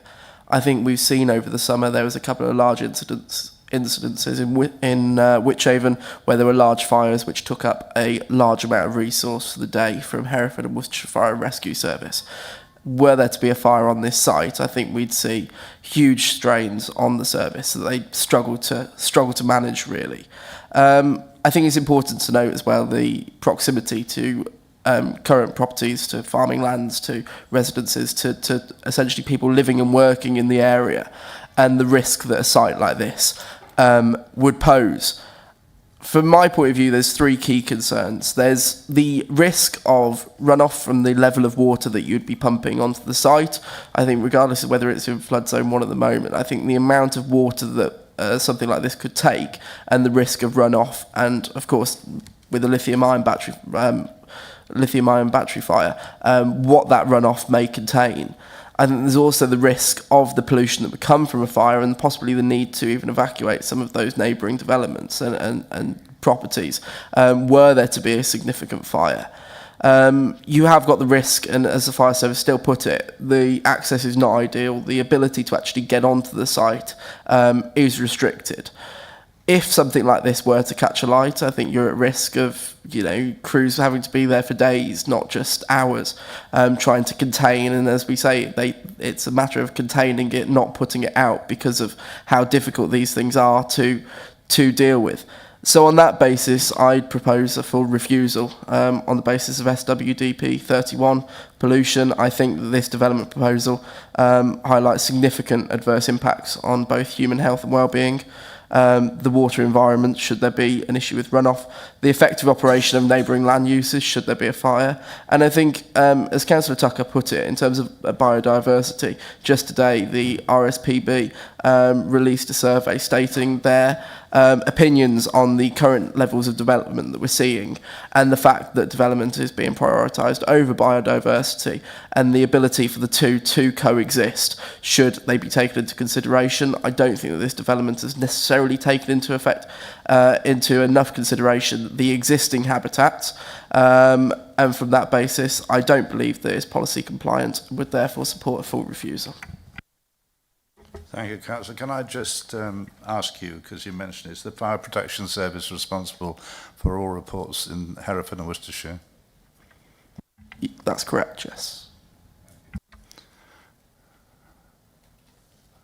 Thank you, Councillor. Can I have any more comments, please? Councillor Dawkes, you're going to say something? Thank you, Chair.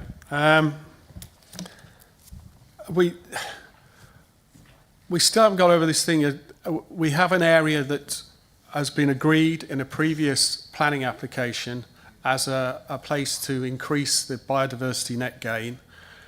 And we've agreed the solar panels on the basis of that. And now we're going to destroy that.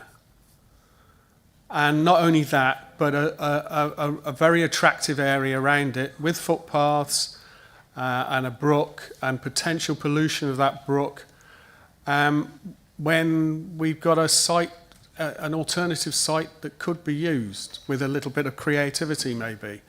The other point about visual impact, the central site is not visible. The solar panels from every angle, apart from where there's that very narrow bit there of grass to the west, from every other angle, the solar panels obscure that central bit.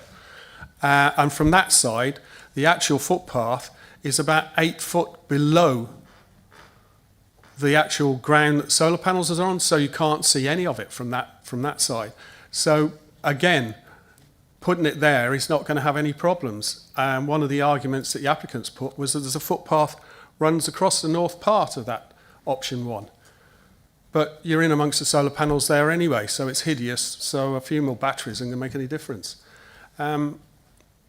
Yeah, I'm not happy with this application whatsoever. Thank you. I rather gathered from the applicant that the biodiversity net gain was going to be 60%. So I'm not quite sure where we are with a negative figure, but that's what I gather. But I can't ask the question now, but that's what I gather from the report.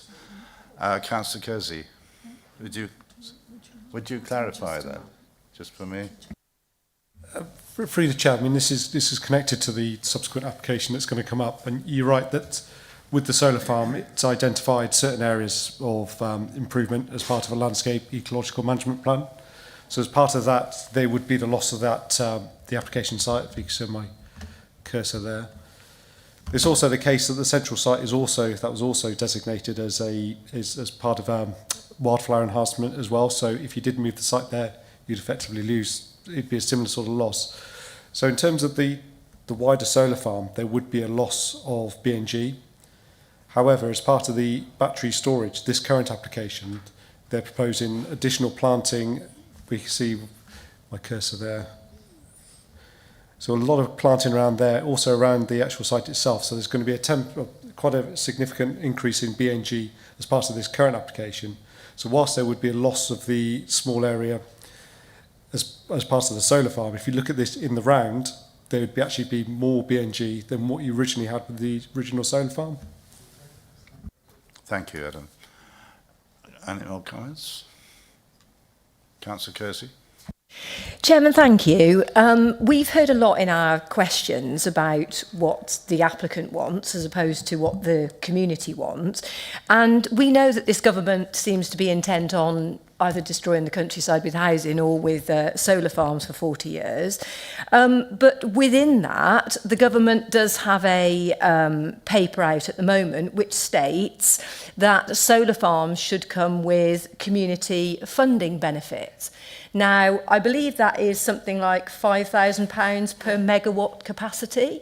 We haven't heard anything whatsoever in this that is going to give any sort of community funding benefit. We've heard about that for all the reasons that this is being brought forward that we're supposed to accept, but then it has to be brought forward in the whole round, and that is it needs to be brought forward with the community funding benefit. So I would suggest that if the committee is minded to approve this, and equally, you know, it has a knock-on effect on the solar farm itself, unless it was already contained within that I'm not aware of.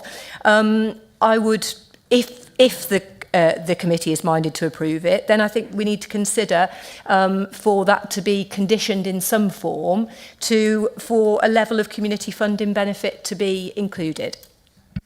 Thank you. A good point.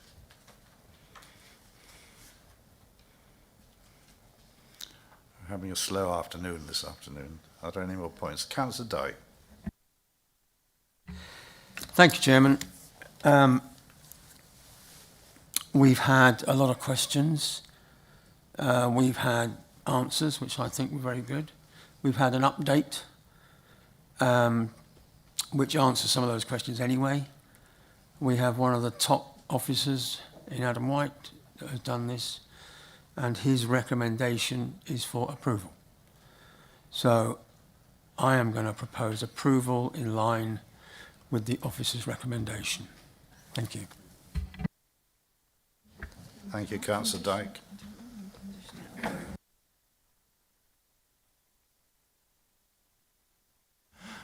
Councillor Kersey. Chairman, if we're going to go down that route, then I would, if needs be, second that proposal if Councillor Dyke was prepared to include in there to ensure that a level of community funding benefit was allocated within the approval. No, Chairman, it's not mentioned in the report anywhere as far as I can see. Can I put... would you like to just say anything about that? Thank you, Chair. All that occurs to me on that in terms of the community fund, and I have heard that they are available, is that I think from a planning perspective it's difficult for us to insist on it, particularly in this case because we've got a report which suggests or comes to the conclusion that the proposal and the impacts of the proposal are not sufficiently detrimental to warrant refusal, and obviously it's acceptable. So there's nothing from a planning perspective that would allow us to secure money for the community because it's been deemed to be acceptable. Does that make sense? Councillor Kersey. Chairman, thank you. I will propose approval in line with the officer recommendation, subject to a agreement of some sort in line with the local ward member to establish some community funding benefit within the scheme.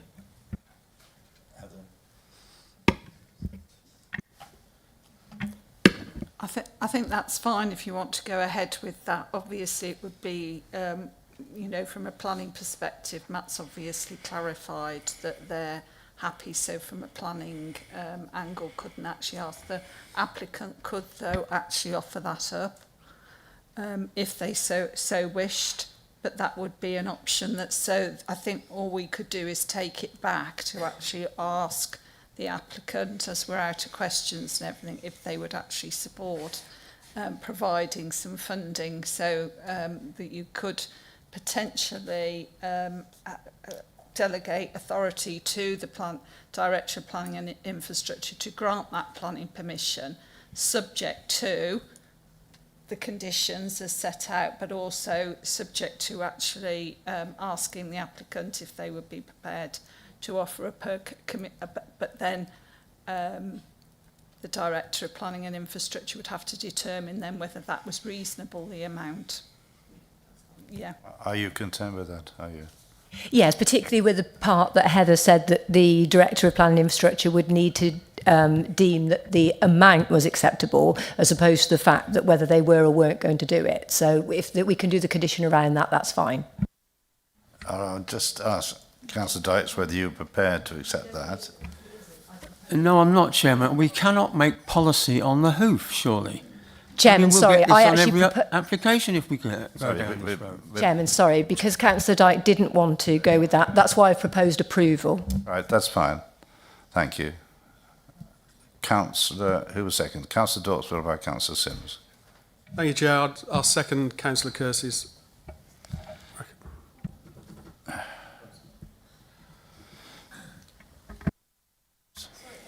Slightly confused what we're doing, but if we're going to ask the legal side, the Section 106, to look at funding, there needs to be consultation with the ward member, please, as well, and possibly. Oh, well. We've included that.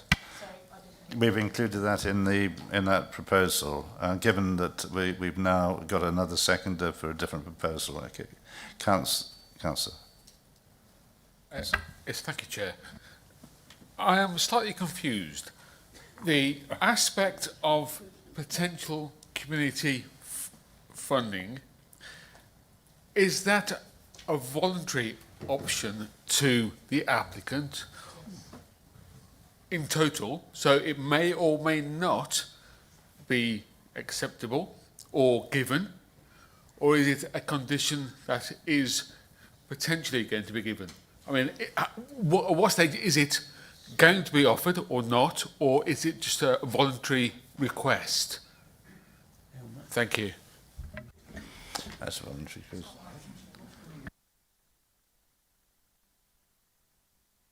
Can I pass that over to you? Matt? Just for clarity, as mentioned before, I think it would have to be asked and a discretion of the applicant whether they contributed anything, because we can only look, everything that we do has to be fairly and reasonably related to the development, and we couldn't show that there was an impact on the community sufficient to ask for money. So in clarity, there is no requirement legally to actually ask for that. So it is not a condition of approval or not, as the case may be. That's a community funding. That is just a request that may and may not be given.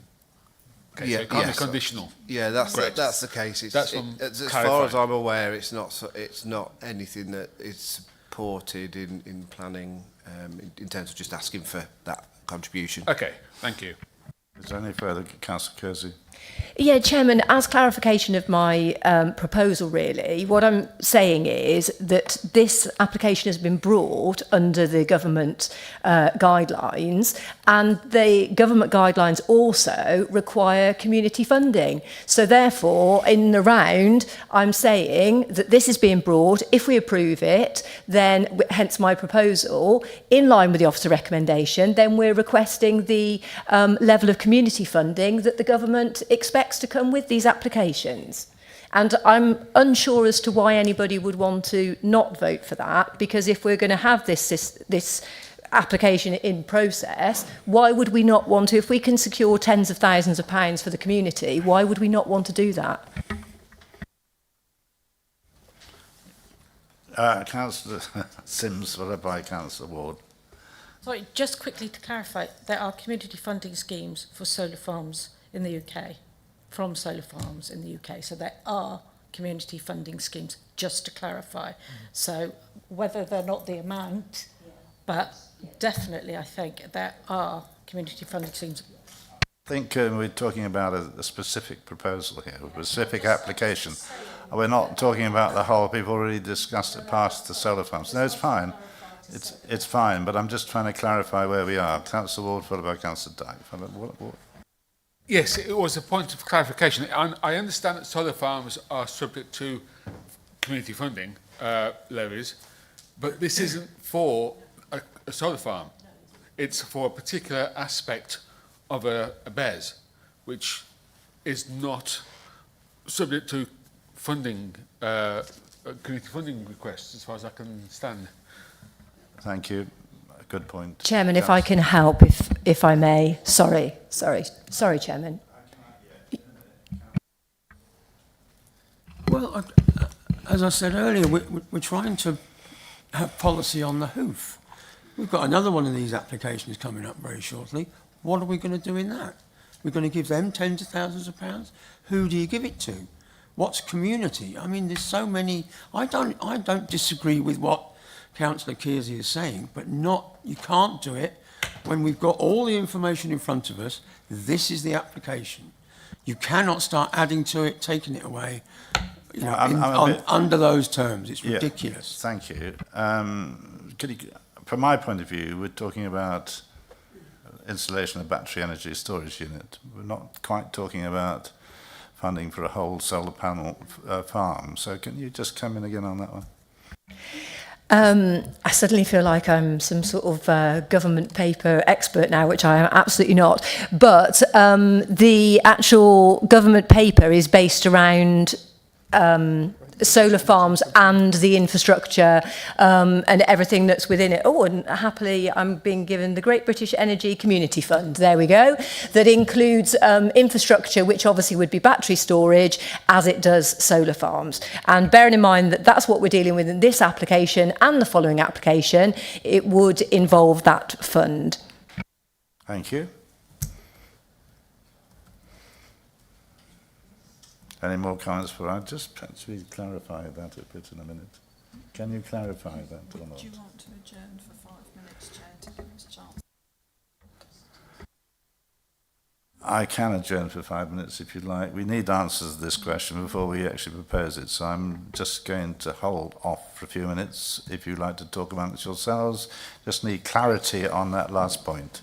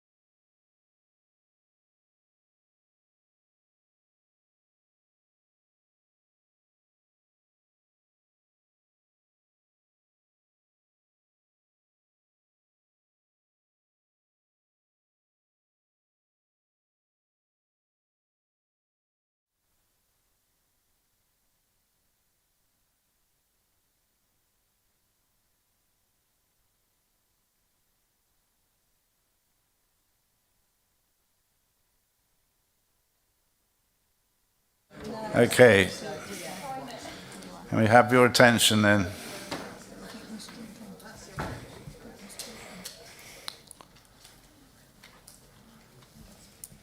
Yeah. Thank you. So thank you, Chair, for just giving us 5 minutes there just to have a little look at the document that's been referenced. I think that's actually something that's slightly different.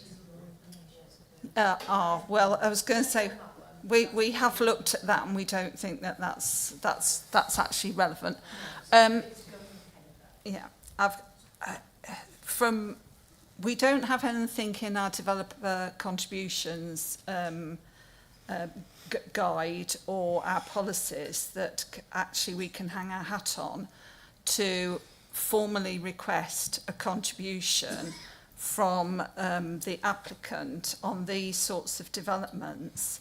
So I think we could ask, but if the applicant, you know, if they wanted to look at doing something and provide some sort of funding, but that isn't something that I think we can secure. I don't think it's SIL compliant. There's nothing in our policies that allow us to take developer contributions and for that to be SIL compliant, as I've already mentioned. So I think that members, if you did want to go forward with that motion, I think if they came back and they said no, they didn't want to make any form of contribution, you'd have to be clear that that would still give an approval, because we can only ask. It's got to be a voluntary contribution. It's not something that I think from a policy perspective that we can actually require them to provide. Thank you. Thank you, Heather. So, having said that then, Councillor Kersey, since you proposed it, are you still in a position to propose on that basis? Well, I don't think I can propose that from what Heather has just said. So no, no. Councillor Ward. Mr. Chairman, I'm happy to second Andrew Dyke's proposal. It'd be nice to, I would like noted to ask the developer for a contribution. I understand it cannot be conditioned, and I accept that point. So I'm happy to second Andrew Dyke's proposal for approval in line with officer recommendation. Thank you. Are there any more comments? Because obviously initially I had a proposal for refusal, but we haven't got a seconder. So we go to a proposer and seconder of the motion. Any more comments? Over to you, Heather, please. Thank you, Chair. So we're voting in line with the officer recommendation for approval, but with an informal request to be made to the applicant to consider giving a voluntary contribution that may well be to the parish council or some other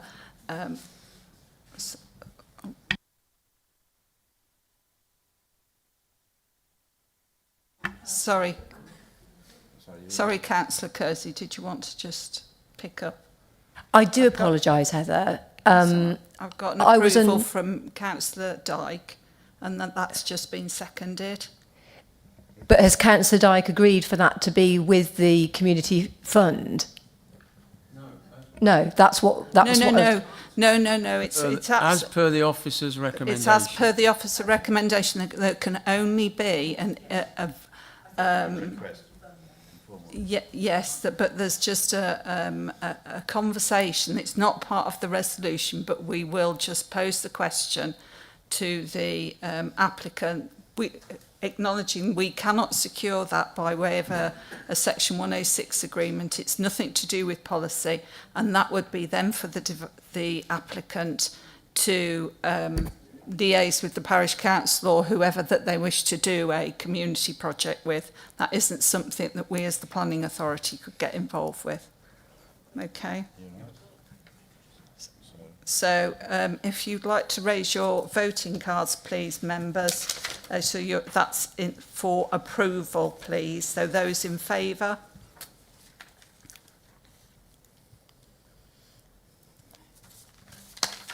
Those against? Abstentions, please. The motion's carried, Chair. Thank you. It's been a good discussion on something that's really important. I'd like to do the next one and then have a break. You all agree with that? Because they are connected, obviously, and speakers the same, and therefore we don't want to keep them all afternoon. So the next one is application again, 2500944. Bishampton Solar Energy Park. Obviously, not to repeat everything again, we have, I think, the same speakers, so if you'd like to come to the front, do. Thank you. Councillor Bucock, Ms Janine Cobain, and Nigel Moore and James Blythe. Thank you. And again, I'll ask Adam White to outline this particular part of this application once they've seated. Thank you.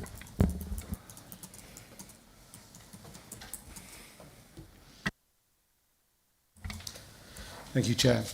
So the part of the site where the most of the built form is proposed is also identified for ecological enhancement under the Landscape and Ecological Management Plan that was approved as part of the solar farm.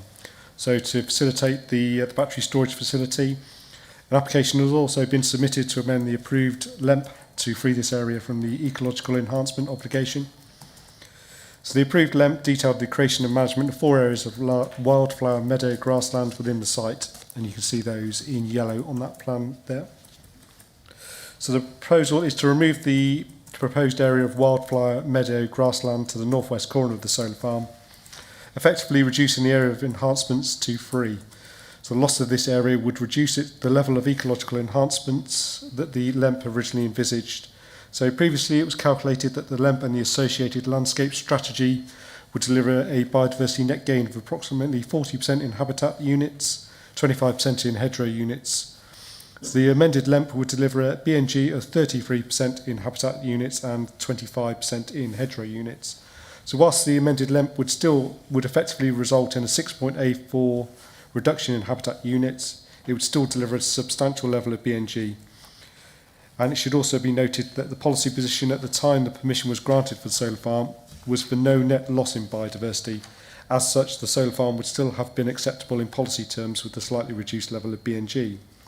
So it should also be noted that the proposed battery storage would generate a BNG gain of 23% in habitat units, a net gain of 59% in hedgerow units, and a net gain of 74% in watercourse units.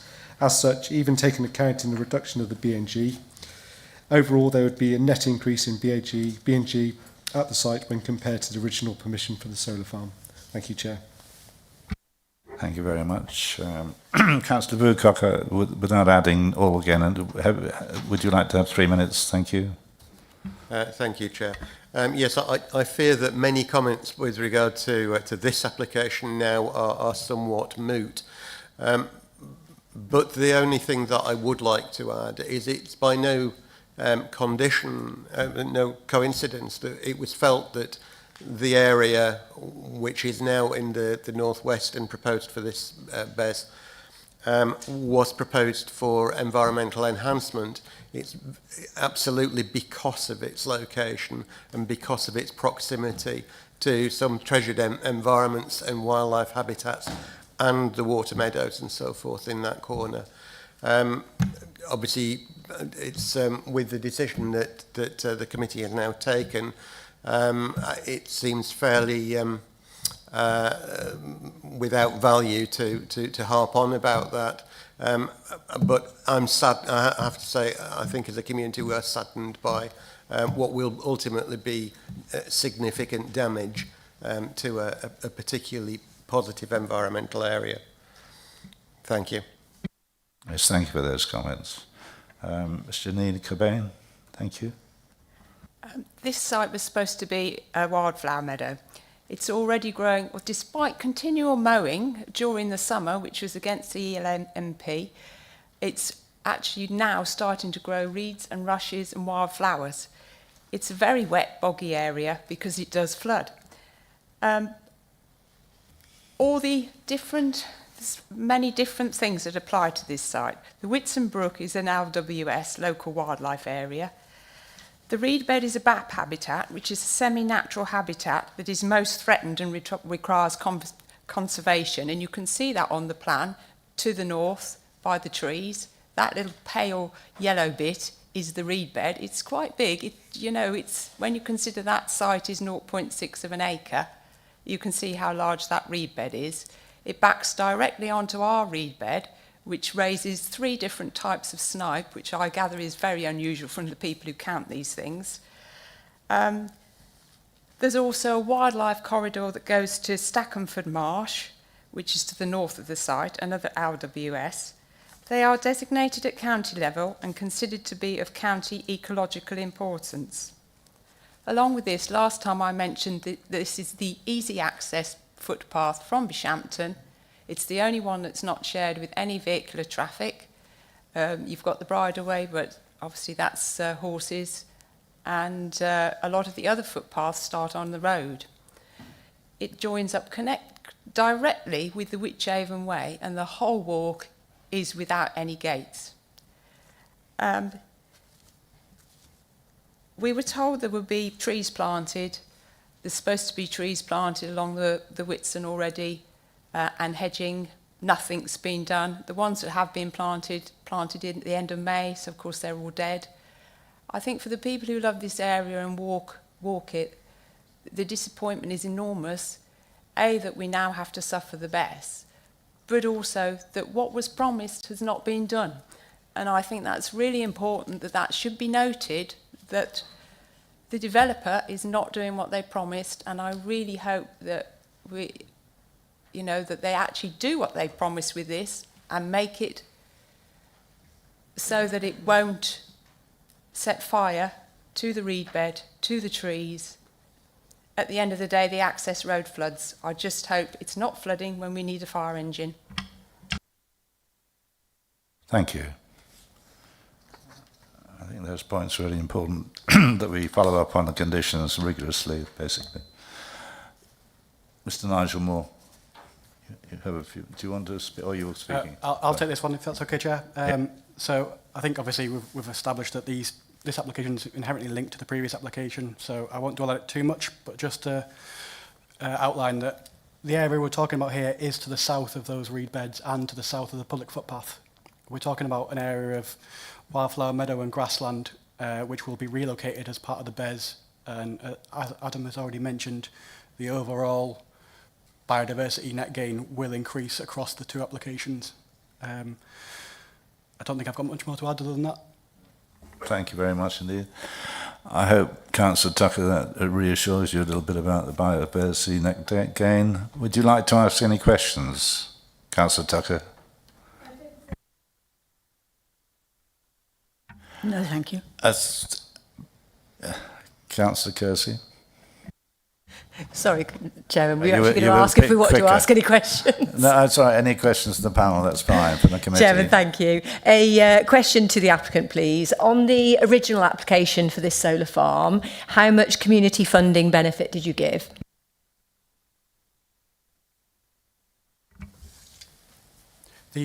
So the original application wasn't biased, it was by Aura Power, and they did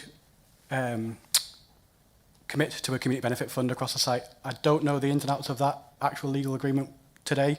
I know that there is one proposed, and it is with our sort of community benefit fund third party called Grantscape, and they will be administering the fund to the local community. Like I say, I don't know the exact pounds and pence today, but it is something I can clarify with your officers if needed. Chairman, if I could follow up on that, because the applicant has just stated that they had a legal agreement to give community funding benefit, which, as we've just been told on the previous application, it can't be a legal agreement. But what you're also telling me is that it was agreed to give community funding, which hasn't now been given. How long ago was this application approved? How long has the solar farm been there? And so therefore, how long has that promised money been outstanding? So just to clarify... Can I just ask Adam, do you know the answer to this question? just say any of that funding was not secured in the Section 106 for the solar farm. It is a separate, completely separate agreement that they may not had, but it wasn't secured as part of the solar farm. Sorry, I didn't mean to confuse matters there. It's not a legal agreement. It's a commitment by the developer to provide the local community with a benefit fund. Does that answer? Well, I just come back to the question. If it's not a legal agreement, but it was a commitment that you made, appreciate that you don't know the amount of money, but yeah, how long ago was this application approved? How long has the solar farm been there? And therefore, how long has that commitment not been met for? So the commitment is for the benefit fund on an energisation of the scheme. The scheme did energise in December of 23. We have been in discussions for a period of time with the parish council. There have been various iterations of agreements that have been back and forth. Again, it's not my area of expertise. I'm not the community liaison officer at Infinis, but what I do know is that those conversations have been ongoing for quite some time. The pot of money is ready to go. It is with Grantscape, ready to be administered.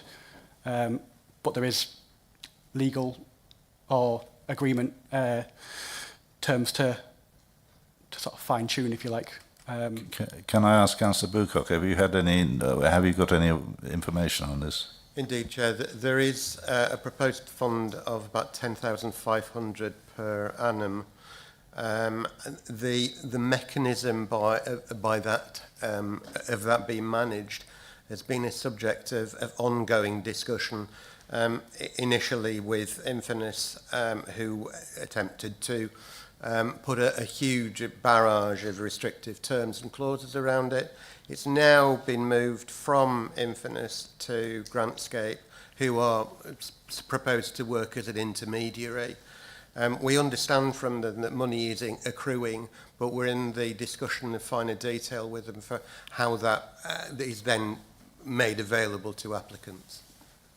Thank you. Does that answer your question? Yes, it does, thank you, Chairman, but it also gives me a follow-up question, really, for the applicant today.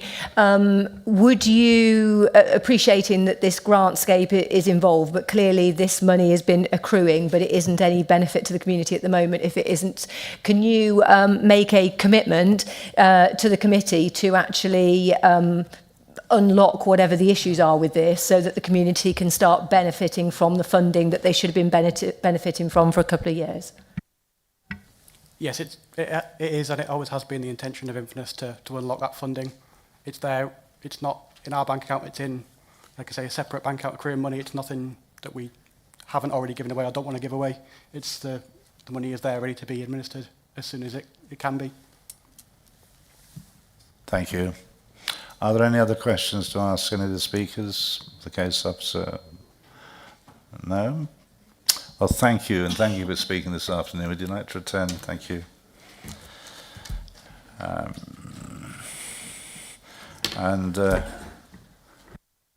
Councillor Tucker, would you like to address this committee about anything else that's... Thank you.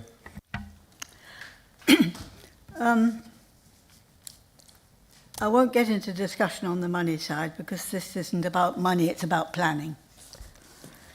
The public right-of-way issue is important, and the movement of the biodiversity gain from one location to another is the other part. I'm not an expert on biodiversity gain, thank God, but there was a very interesting paragraph written by somebody who clearly knew her planning stuff, which is on the website, which is saying, according to the applicant's BNG report of September 2022, the solar farm, as currently approved by the Planning Permission, provides a biodiversity net gain of 39.84% over what was originally approved in 2021. But the current proposal does not propose that extra 33% biodiversity net gain. Rather, the figures identified in the applicant's updated BNG report in April 25 demonstrates a reduction in BNG from 39.84 to 33 increase over what was originally approved in 2021. I mean, I'm really confused by these figures because I don't count very well, but it's pretty clear to me that what they're saying is that there is the actual amount that was guaranteed under the first planning application for the solar farm is actually less. And if we look at the sites that we're talking about, the site which is being used for the storage of batteries is adjacent to a very important little bit of woodland and wildlife and all these interesting birds and animals that are seen there. And to replace that in a completely different place and instead have the fresh, outside the location of the official site being disturbed, I cannot believe is properly being taken account of. And there is also an interesting item that came forward from the Ramblers Association, which was talking about their serious concern about the route of the path, and other people have observed that it will now, it's presently the most popular and visually attractive public right-of-way on or around the solar farm, which will be ruined by placing a 4-metre high acoustic wall next to it. This location was designated for environmental enhancement as a condition in the original approval, and no compensatory alternative is being offered. Well, I'm not sure about that bit, but I don't think I like the offer, which is to create something somewhere else from scratch, as opposed to what you're destroying and making into bypassing an industrial area in the current location. So, objection 1, I think we should take this Ramblers' objection more seriously. Their final paragraph was saying this application would leave us as an organisation deeply concerned about the whole process of planning in relation to these matters, and we would imagine that questions would be raised at a national level. And then the second bit is perhaps somebody else can do their arithmetic better than I to clarify what does the formula for biodiversity actually mean for the changes that are being made. Thank you. Thank you very much, Councillor. Just open it to any debate. We're looking, as I say, at variation of conditions, remember, on this particular application. Are there any comments in the committee? If you haven't read the conditions, I'll give you a minute. No, are there no comments at all? Councillor Dawes. I think, as per the going on the previous application, we have no alternative. I'll propose approval in line with the officer's recommendation. Councillor Hardman.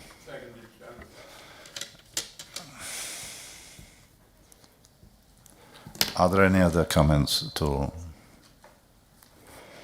It looks as though we go to the vote. Thank you, Chair. So you're voting for approval, members, in line with the officer recommendation. So those in favour, can you raise your voting cards?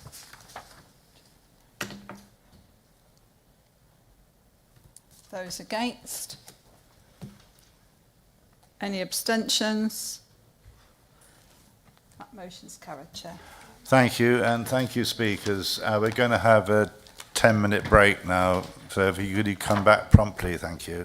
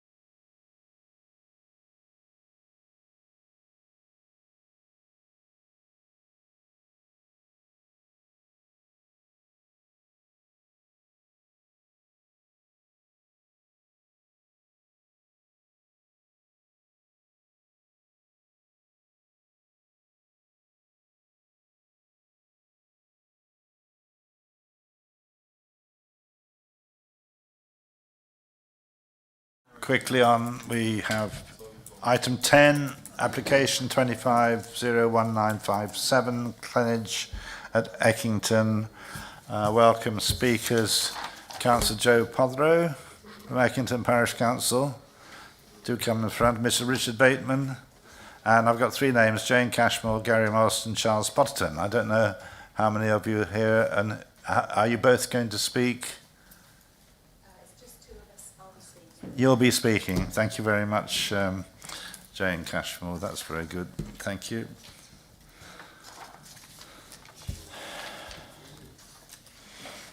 Thank you very much.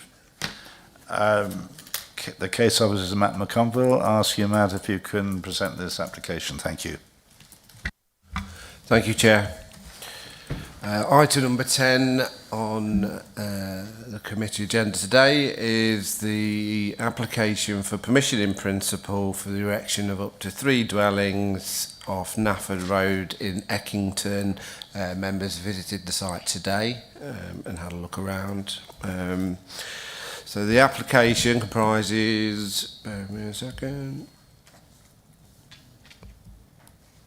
The application comprises a section of the garden area of the Clenage. It extends to about approximately 0.43 hectares. It's positioned between 2 existing residential properties and does form part of the residential garden. The site is not located in a conservation area or a national landscape and is considered infill development on an existing residential curtilage. The location of the site would therefore conflict with the development plan on the grounds that it is outside of the defined limits to development, which sit 33 metres to the west of the site. It would also conflict with the planned development that's set out in the neighbourhood plan for the area. The weight to be afforded to these conflicts, however, is limited as a result of the council's housing land supply position, which causes policy SWDP2 to be considered out of date, and the fact that the neighbourhood plan is over 5 years old, which the MPPF then removes some of it, the weight that can be attributed to it. As you're aware, the application is the first stage of a permission in principle process, which this first phase limits what can be considered at the moment, and that is limited to location, land use and the amount of development. Matters relating to areas such as access, highway safety, drainage and technical considerations would be dealt with at the next stage, the technical detail stage, as would matters relating to position, layout and design of the dwellings. When assessing each one of the 3 main considerations that we can look at today, it was determined that the location was considered suitable for residential development and is consistent with the principles of sustainable development. As previously mentioned, the application site is located approximately 33 metres from the defined development boundary. Actually, I can hopefully show you that on the next. So there's the application site. So this is it was mentioned today about the how far away it was from the defined development boundary, and it was also where the national landscape started, which I've included on this plan. And you can see that obviously the defined limits to development are 33 metres away, and they're the black line, and then the national landscape starts not directly across the road from the field, but further south and further east than where we were looking today. The site is located in a Category 2 settlement, defined as offering at least 2 key services, including a shop, and have access to daily services for employment and shopping purposes. it's also in close proximity to a number of bus stops which provide access to larger settlement. The fact that there's no footpath to the front of the site was considered acceptable in this instance, given the relatively small distance to the footpath within the village, the lightly traffic nature of the road and the presence of the grass verge which can separate pedestrians and road users. We saw today people walking down there with their dogs, and how sort of lightly trafficked it was. The proposed land use is considered appropriate and compatible with the area, and it's consistent with the land uses to either side of the development. It forms part of a domestic garden between existing residential dwellings, and any development would be read as part of this residential cluster and would not project further into open countryside. A residential use in this location is consistent with the surrounding context and would not unduly harm the existing landscape character, and it's therefore considered acceptable in this regard. And then turning to the final consideration, which is the amount of development, it proposes 3 dwellings on a 0.3 hectare site, which is obviously fairly low. I think it's just under 7 dwellings a hectare. The development plan guidance suggests that in similar locations it should be 30 dwellings a hectare. However, it's important when you're looking at density to consider the character and form of the area, and whether it's appropriate. In this instance, it was considered that the very low level of development was appropriate given the nature of the area, the spaciousness between the properties that are already there, the fact that it is a particularly attractive area. So it was felt that that low density was acceptable, and in fact beneficial in this instance.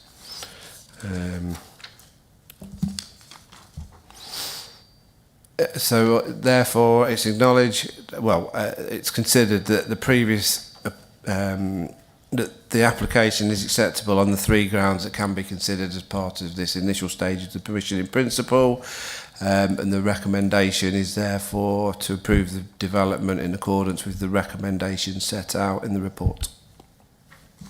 Thank you very much. Councillor Joe Prothero, you have 3 minutes. Thank you very much. Thank you. Eckington Parish Council wish to object to this permission in principle on the following bases. The proposed development is not in accordance with the adopted village neighbourhood plan. The neighbourhood plan was approved by the villagers in the Wychavon-led public referendum, which had 88% support from the village and was subsequently approved by Wychavon and all statutory consultees to the plan. And crucially, the proposed site is outside the permitted development line of the village. Our neighbourhood plan allows building adjacent to the development boundary, but this site is significantly outside the current boundary, so is not adjacent. In our view, approval of this site for development could set a precedent for building outside of any development boundary, even if the site lies within a protected green infrastructure area, highlighted in the current South Worcestershire development plan, and we do not consider this to be infill. The development would have a detrimental effect on the rural character of the village. The area, I'm told, is in an area of outstanding natural beauty, something which our approved neighbourhood plan aims to protect. Development of this site will diminish views of Breeden Hill and surrounding areas. Our approved plan also aims at the protection of the open countryside and describes Eckington as an area having a sense of openness which was viewed by the villagers as critical in attracting people to the village. We believe this application contradicts this aim. Approval in principle would set a precedent that could lead to future development. Our major concern was that it would set a precedent for future applications from the owners of the land opposite this, which is currently natural open countryside and agricultural land, given that they are also within the 30-mile-an-hour speed limit. This proposal should properly be revisited as part of the future revision of the neighbourhood plan. It's envisaged by the PC there'll be a requirement for new sites in the future revision of the plan, which is due for review in 3 years' time. There are concerns that the objections to the prior planning applications to this site have not been fully resolved.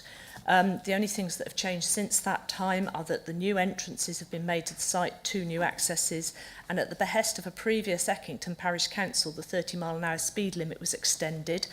Although we recognise it was a parish council decision, it's disappointing to note that the councillor who proposed this extension at that time is the same person applying for this permission in principle.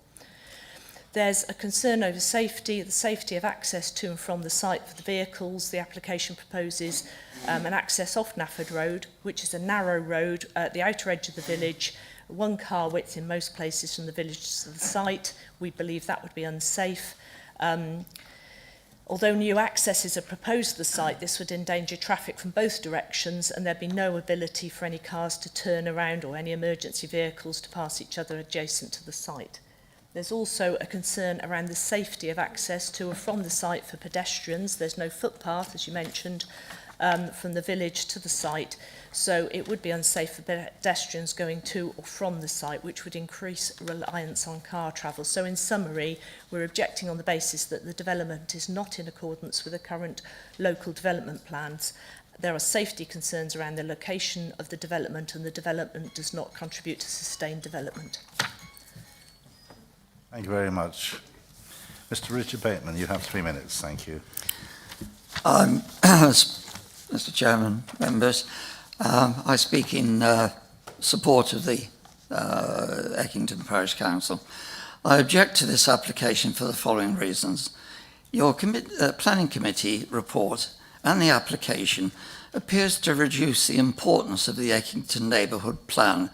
However, Section 38(6) of the Town and Planning Compulsory Purchase Act 2024 states that a neighbourhood plan has the same legal status as a local plan once adopted at referendum and approved by the local planning authority, and has statutory status. Eckington residents put a great deal of time, effort and expense to produce their neighbourhood plan. The villagers have been generous with their neighbourhood plan by voting to increase the amount of housing stock for the SWDP over and above what was required for the village. In return, the villagers should expect support when the parish council on their behalf oppose an application such as the one in question. Eckington Neighbourhood Plan excludes building development outside the permitted development boundary of the village. In the design statement, villagers decided areas of the village according to building density to keep the village character of any future building development.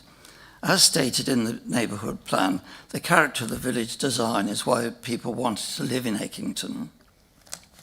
The location of this application is 33 metres outside the development boundary of the village and is not adjacent, positively not adjacent to the development boundary.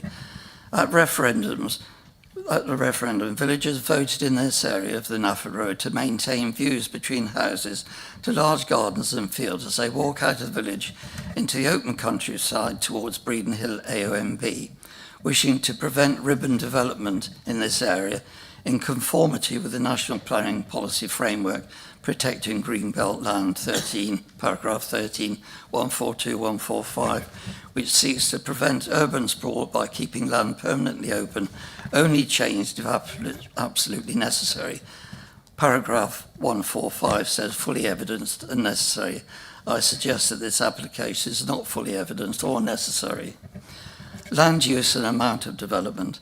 In 6.1 of the applicant's planning statement, it states that this application is in conflict with the policy SWDP2. I suggest it is also in conflict with the National Planning Policy and the Eckington Neighbourhood Plan. Planning Inspectorate refused permission on appeal for development when the applicants last attempted to develop this site. Although at PIP stage, consequence of location are not normally included in the outcome of the application, but it is 33 metres outside the development boundary of the village. Thank you. Thank you very much. Sorry we cut you short. I'll finish at that point. You've either got to speak very quickly in this job or you cut it down a bit, but thank you very much for what you said. Jane Cashmore, you have 3 minutes. Thank you. Thank you. Good afternoon. I'm speaking on behalf of the applicants. Permission in principle is sought for up to 3 dwellings on garden land forming part of the property called Clanage. The officer report before you is comprehensive and clear. I wanted to take this opportunity to reiterate some of the officer's report, which in turn responds to local objections. A PIP has a restricted scope for assessment of location, land use and amount of development. As your officer sets out, matters relating to access, highway safety and drainage are for future technical details consent. Eckington is a Category 2 settlement with a good number of local amenities. The site is outside Eckington development boundary and therefore contrary to SWDP2, but, as you know, the council has a 1.1-year housing land supply. Your officers acknowledge, and I quote, "The application site lies just approximately 33 metres from the development boundary and remains well connected to key local services and amenities." Your officers note Nafford Road is lightly trafficked and subject to a 30-mile-an-hour speed limit. The site lies within walking and cycling distance of village amenities. On a previous appeal at Clonage approximately 10 years ago, the inspector said that the site would be within reasonable range of a shop, school, church and 2 pubs, and noted that although the lanes are largely unlit and without footways, this is a rural place and traffic is light. It's pertinent that the speed limit outside the site was 60 miles an hour at the time of that appeal, and it's now 30 miles an hour. This further enhances the site's accessibility and suitability for development. The site is also located within walking distance to bus stops, providing opportunities to connect to larger settlements such as Worcester and Pershore. Your officers confirm the site is in a sustainable location and that the location is deemed suitable for residential development and is consistent with the principles of sustainable development outlined in SWDP4. In terms of land use, your officers set out the development represents infilling and would be read as part of a residential cluster and would not project into open countryside. Contrary to some of the objections received, the site is not in the Cotswolds National Landscape. Your officers say, and I quote, "A residential use in this location is consistent with the surrounding context, preserves the existing landscape character and is considered an appropriate and compatible land use." Your officers are content a lower density development would reflect local character. In summary, the matters relevant to the assessment of a PIP, i.e. location, land use and amount, are acceptable. There are no adverse impacts which would significantly and demonstrably outweigh the benefits. Therefore, I hope you're able to support your officer's reasoned recommendation to approve. Thank you for listening. Thank you very much. The ward member is Councillor Paul Middleborough. Paul, have you any questions to ask the speakers or the case officer? I'd just like to ask a question of Jane Cashmore. I've been reading Mr. Potterton's report, which has been submitted as a document to do with the planning application. And in it, he says the changes in hedge and verge management coincide with the location of the speed sign, welcome and the welcome to Eckington sign. The signs which one normally associates with the start and end of the village is located some 134 metres after the site, away from the village. But that 30-mile-an-hour extension was put in for road safety reasons, and indeed probably more to slow traffic coming into the village and going down to New Road than traffic actually coming out of the village. And do you agree with me that the signage is to do with road safety and not planning boundaries? Charles is next to me, so could I ask him to reply to your question, given it's about his report? Yes. Is that okay, Chair? Yes, it is, yeah. Yeah, it's certainly in terms of the perception of what the sign does or doesn't do. It doesn't matter why it was put there. The point in my report was it is 130, whatever it was, metres past the edge of the site, and that's the perception of where the village starts and finishes. The reason why it was put there, I don't know.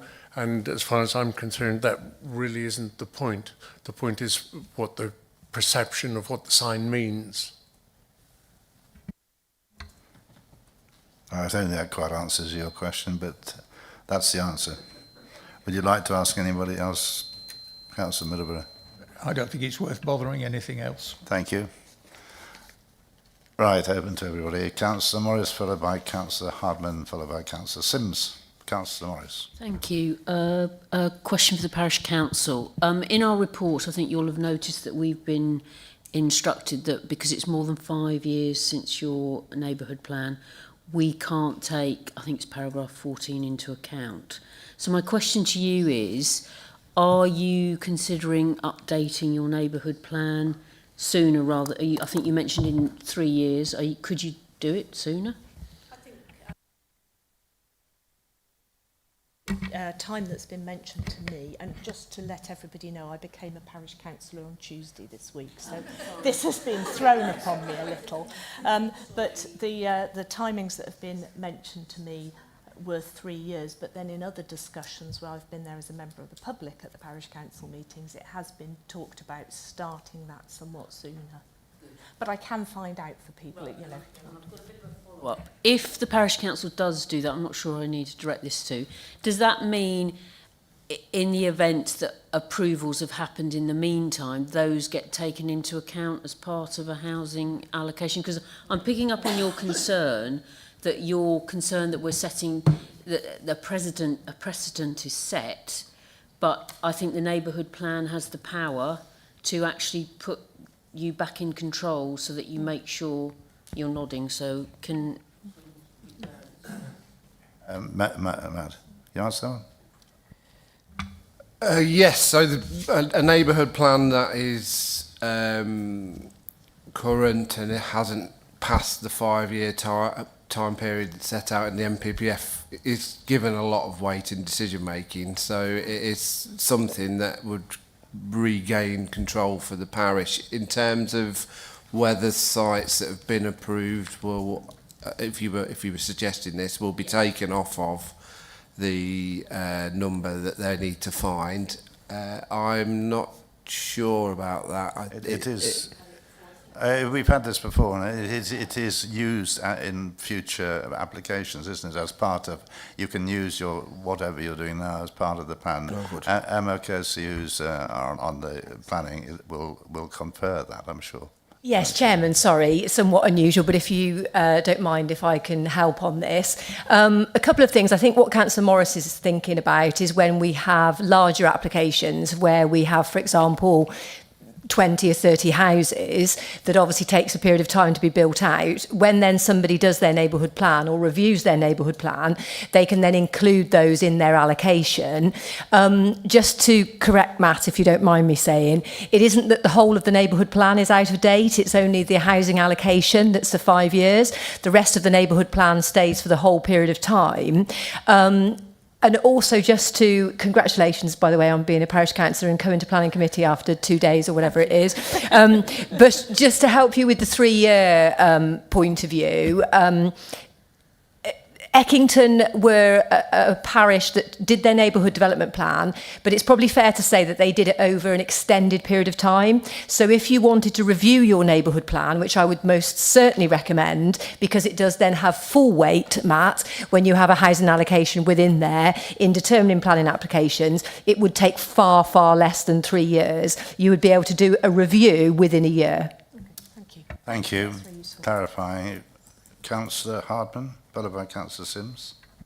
Thank you, Chairman. Yes, I find myself almost seeking guidance because while we can't discuss a whole range of issues now that we normally could in a normal application, I'm interested by number 3, which is amount, because this is an application for up to 3 houses.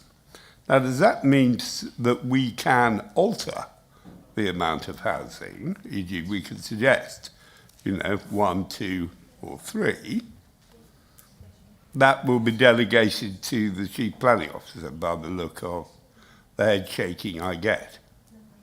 I don't think we can, I'm right in saying we can't assess that at this stage, can we, Matt?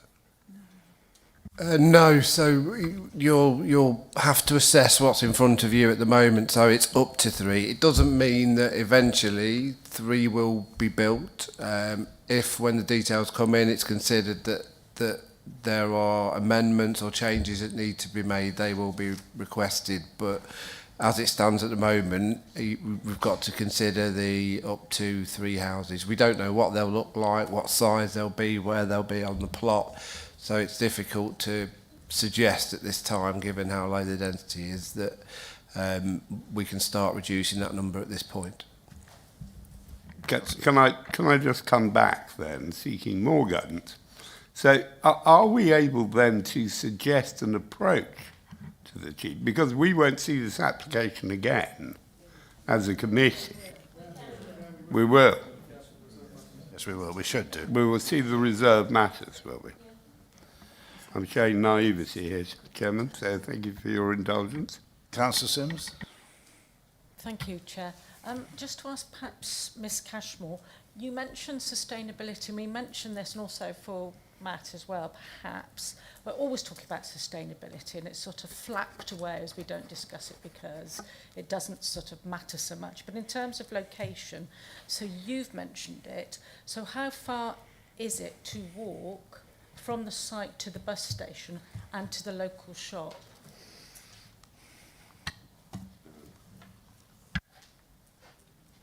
If you could bear... If you had a family with little ones, perhaps, assuming that the houses, the two houses are going to be family homes, it's half the trouble because no one has any idea in a pit what houses look like. I mean, you're right, at this stage it's a PIP, so we don't know what size the house it would be, whether it be retirement or family. In my planning statement, I incorporated a number of distances from the site to various amenities. So was it the bus stop that you were asking? Sorry. Sorry, yes, you referred walking distance. Yes, yep. Just bear with me one moment, let me have it.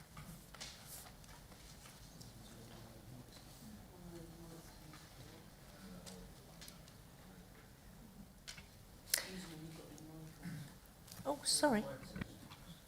So the nearest bus stop to the site is at the Close, and that's approximately 0.22 miles. Okay. Sorry, could I just come back? Could I perhaps ask the parish council? How far would that be? Sorry. 0.22 miles from the site to walk, and also to the shop, in fact. Back on again. The bus stop is closer than the shop and closer than the school. So the shop is right down in the middle of the village. I'd say, I mean, I'm not very good at distances, but I'd say as a guess it's probably about a mile down into the middle of the village. The bus stop itself, though, is a lot closer. Okay. If I could just comment on that, because I do have the distances here. So to the shop, we're approximately 0.7 miles. Okay. And I think in the officer report, the officers have put some timings of walks. So they've said the village hall and school are within a 10-minute walk. The Anchor Inn, 12 minutes. The village shop, 14 minutes. And I would just also draw your attention to the appeal on the site approximately 10 years ago, where the inspector considered the proximity of the site to amenities. And I think the officer report quotes a little bit from that. It's on page 100 if you want to read it. It has all the timings there, so if we could crack on more. Somebody else was before you, I think, but I don't know who it was. But anyway, Councillor Tapworthy followed by Councillor Dawes. It's not a question, Mr. Chairman. I've just looked on a converter for the benefit of the previous question. 0.22 miles is 387 yards. Thank you for that. Right, thank you. Councillor Dawes. Thank you, Chair. I'd like to ask the parish councillor, I think it's possibly best. I've been looking at your neighbourhood plan, and I can't really find where this application breaks that neighbourhood plan. I wonder if you can point me at the right paragraph. I can't point you at the right paragraph. I can say that there are 3 areas for development that were put out in the neighbourhood plan, 2 of which have been delivered and 1 of which is under development at the moment. But I believe the development boundary, it's outside the development boundary that was put into the plan. I'm probably not the right person to answer the question, though, and I wonder whether Paul is. Okay, thank you for that. All right. Is that? Sorry, that just doesn't answer my question. I'm wondering if anybody else can answer it. Well, because I haven't read the neighbourhood plan of There's Eckington. no definition of a boundary within the plan. So it could be in or out. I don't know. But I think we've got to the conclusion that the neighbourhood plan is out of date, slightly out of date. So I think we're looking at this as a PIP. Don't forget location, land use, and amount of development. So are there any other questions for the speakers? No? Thank you all, and thank you for coming so soon after you got elected to the council. And would you like to take your seats at the back? Thank you.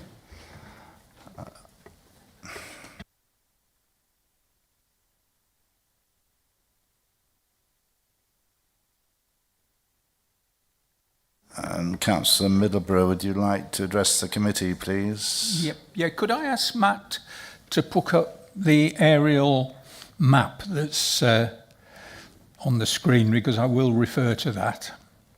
Excellent. First of all, can I thank the committee members who came to see the site this morning, because I think it's important for you to see PIP sites, and I think that was very important. And I certainly know that you'll review this small but significant application as seriously as you take any other application. And I would also just comment that Joe, who you heard speak on behalf of the parish council, has only been a parish councillor for 2 days, actually. But I will just put the neighbourhood plan into some context before I go on. Eckington as a village was very enthusiastic about the neighbourhood planning process and moved a plan forward in 2020 when it actually got approved.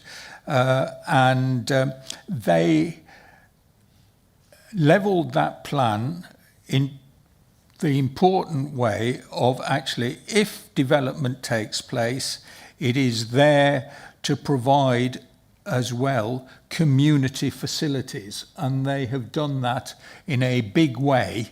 And they have also recognised, and let me say it's in the report clearly there, that the plan needs reviewing. I think this, like several parishes which have neighbourhood plans, in fact, has come as a bit of a shock. It didn't quite come as a shock to Eckington in one way, because they realised that the SWDP review was coming, and they were are still very willing to move forward on reviewing the neighbourhood plan to take account of the aspects of the SWDP review. So that being there, I just wanted to put that in the context that they have done a very good neighbourhood plan involving the whole community, and I'm afraid national planning policy has sort of overtaken them in a way which nobody expected. Now, can I turn back to the application today? As you look at the plan there, you'll realise where the site is that we saw to the north of the road that is going through. And as you go down to the north of the road, it goes down from Nafford Road into New Road, and you'll see it's very green, isn't it? Even though there are developments, houses there, it's very green because they're quite large houses, and they fit into pretty big sites, and they are set back from Nafford Road. So we've got something which is a fading out of the village as you go along Nafford Road, which I think that is reflected in where the boundaries are and issues there. So this comes to me as quite a horror in the sense of up to 3 houses. Because where would the 3 houses go? If you put 3 houses on the site, and they were going close onto the road, that would change the street scene very significantly, because there aren't those houses coming down onto the road. They have long drives and they're well set back. So that's one point. The second point is, if they weren't to be put onto the road frontage but set back into the green area, again, that doesn't conform with that feeling as New Road and Nafford Road merge and disappear out of the village. It would be quite an intense development compared with what is there at the moment. So you have got the opportunity, and the difficult job, I think, on the committee to actually take account of location, land use, and the amount of development. And I think it's for me to say, I think that the amount of development is too much. I think if it was one property, it would not, and it was set back, it would not devalue that street scene along Nafford Road. So I leave it to you to take a decision, but you know what they were trying to get out of their neighbourhood plan. They were trying to get development all along with community asset. This doesn't provide any community assets in the way that it's come forward, which undermines that really big principle of their community plan. So if you felt that it had to go ahead, or something had to go ahead, then I think one house may be appropriate, but we've heard that that is not the application in front of you today, so that may give you a reason not to support it, but it's to you as the committee. Thank you, Councillor Middleborough. Councillor Dawkes. Thank you, Chair. I like to support neighbourhood plans, but I can't find anything in this plan that specifically stops this from happening. I agree with Councillor Middleborough that I cannot see how we could preserve the street scene and put 3 properties, but maybe the developers have got other opinions. What I would say and would like noted, should we approve this, is that when it comes back for reserved matters, I would want to see it looking like the rest of the street there, so properties in line with the other properties, not some cul-de-sac with 3 houses stuck up it. So probably they're limited to 2. But I would like to have that noted, that should it come back as a cul-de-sac with properties along it, I will be recommending refusal. I would hope that technical details would cover that when it comes back. So would I, but... Okay. Councillor Ward, did you want to speak? I would like to recommend approval in line with officer recommendation. I appreciate it's a PIP, and therefore housing density and other matters will come back to us in due course. Sorry, can you hear me? Yes, sorry. I'd like to recommend approval in line with officer recommendation. It is a PIP, and the housing density and other matters will be at a later technical stage, and we cannot, as previously noted, dictate the density of the housing at this stage, but at reserved matters we could look at that. So at this stage, being a PIP, I would recommend approval in line with office recommendation. Thank you, Councillor Ward. Councillor Kersey, followed by Councillor Dyke. Chairman, thank you. I would, along with Councillor Middleborough, as you know, commend any village that does a neighbourhood development plan. And as I've said earlier, I would absolutely urge Eckington to get on to do a review of their neighbourhood plan, because it will take a substantially shorter period of time. And we at Wychavon have provided funding for neighbourhood plan reviews and for new neighbourhood development plans when the government withdrew that funding. So I would urge them to go ahead with that, because their then they have full weight, because something like this that is outside their development boundary but within their designated neighbourhood plan area would not be allowed, bearing in mind the neighbourhood plan is in place. Going back to Councillor Hardman's point about do we have to allow up to 3, and the point that Councillor Middleborough quite rightly said about the street scene and the way everything tapers out along that road, is that if the committee was minded to approve this today, when this application would then come back as technical details, if there was 3 within there that we didn't think was suitable to actually be in keeping with that street scene, then, and if there was only 2 or if it was only 1, that's what we could then agree at the technical details. And also, I don't know whether Heather can clarify for me or if we even need to Councillor Middleborough's point about the infrastructure and facilities for the village, because they've done a neighbourhood plan. Because their neighbourhood plan is still in force, any community infrastructure levy that is given on any development is increased the percentage because they have a neighbourhood plan in place. So I can't remember the numbers of houses that you have to have, but the point is that is increased as a result of them having a neighbourhood plan, and that's irrespective of the fact that it's over 5 years. So really, all in all, yes, it is a permission in principle. Yes, it sits outside the development boundary, even though it's in the neighbourhood plan designated area, but it is up to 3, as in if it came back to us to say that only 1 would actually fit in with that street scene and be in keeping with that area, then it's only 1 that would be approved. Thank you, Councillor Dyke. Thank you, Chairman. I wanted to second the proposal in line with the officer's recommendation. Thank you. Thank you. Councillor Hardman.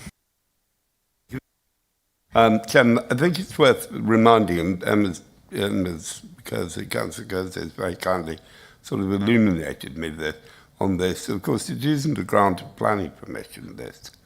It is a stage on the way to a grant of planning permission if you can fulfil all the hurdles that will come across. And to echo Councillor Middleborough's point, I mean, in effect, what we are trying to do to suggest to the applicant is that we want to see the sense of openness maintained, because although I didn't think of it, of course, at the time, there are along the Nafford Road an absolute range of differing styles that reflect, you know, the 20s, 30s, even up to an extremely modern house that is a bit of a shock to the system. And therefore I'm looking forward to, you know, seeing something that is quite imaginative possibly on this site. And also, Chairman, since it's going to rain a bit, you know, Nafford Road is very busy when Eckington Bridge is closed. Thank you, Councillor Kersey. Chairman, thank you. Councillor Hardman's point there just not reminded me, but the neighbourhood plan, if this was approved today and it came back for technical details, all of the policies in Eckington's neighbourhood plan would be taken into account, because there's a lot of policies about the design, about the types of houses, who they're for and whatever, and all of those would be taken into account if it came back to us as technical details. Thank you very much. Are there any points before we take a vote? Councillor Dawes, you want to say anything? Sorry, has that been seconded? Yeah, I've had a seconder, yeah. All right, okay. Any further ado, we'll go to vote. We have a Ward and Dyke. Okay. Thank you, Chair. So you're voting for approval of this application. Those in favour, could you raise your voting cards?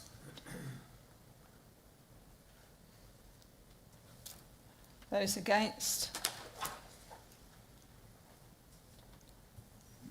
That motion's carried, Chair. Thank you, and thank you for speaking on that. Thank you very much. If you want to go, the speakers on that one, do. If you want to stay for the rest of the afternoon, you're welcome. Move quickly on to item number 11. Once we've got it.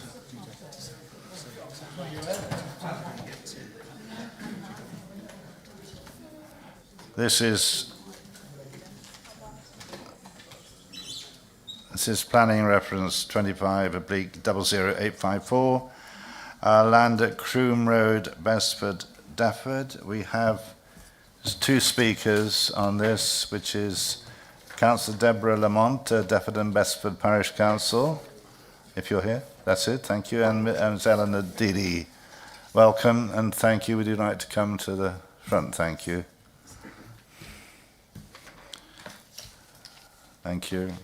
Introduce Robert Smith, case officer, who's going to present this application. Robert, sorry, I didn't see you not sat down. Do sit, thank you. Thank you, Chairman. Robert. This application seeks permission in principle for erection of up to 9 dwellings on land at Croom Road in Defford. As per the committee update, an appeal has been lodged for this application by the applicant for non-determination. As such, the council are no longer able to determine the application. The decision will now be made with the planning inspector appointed by the Secretary of State. However, the committee is still required to confirm what decision they would have made on the application.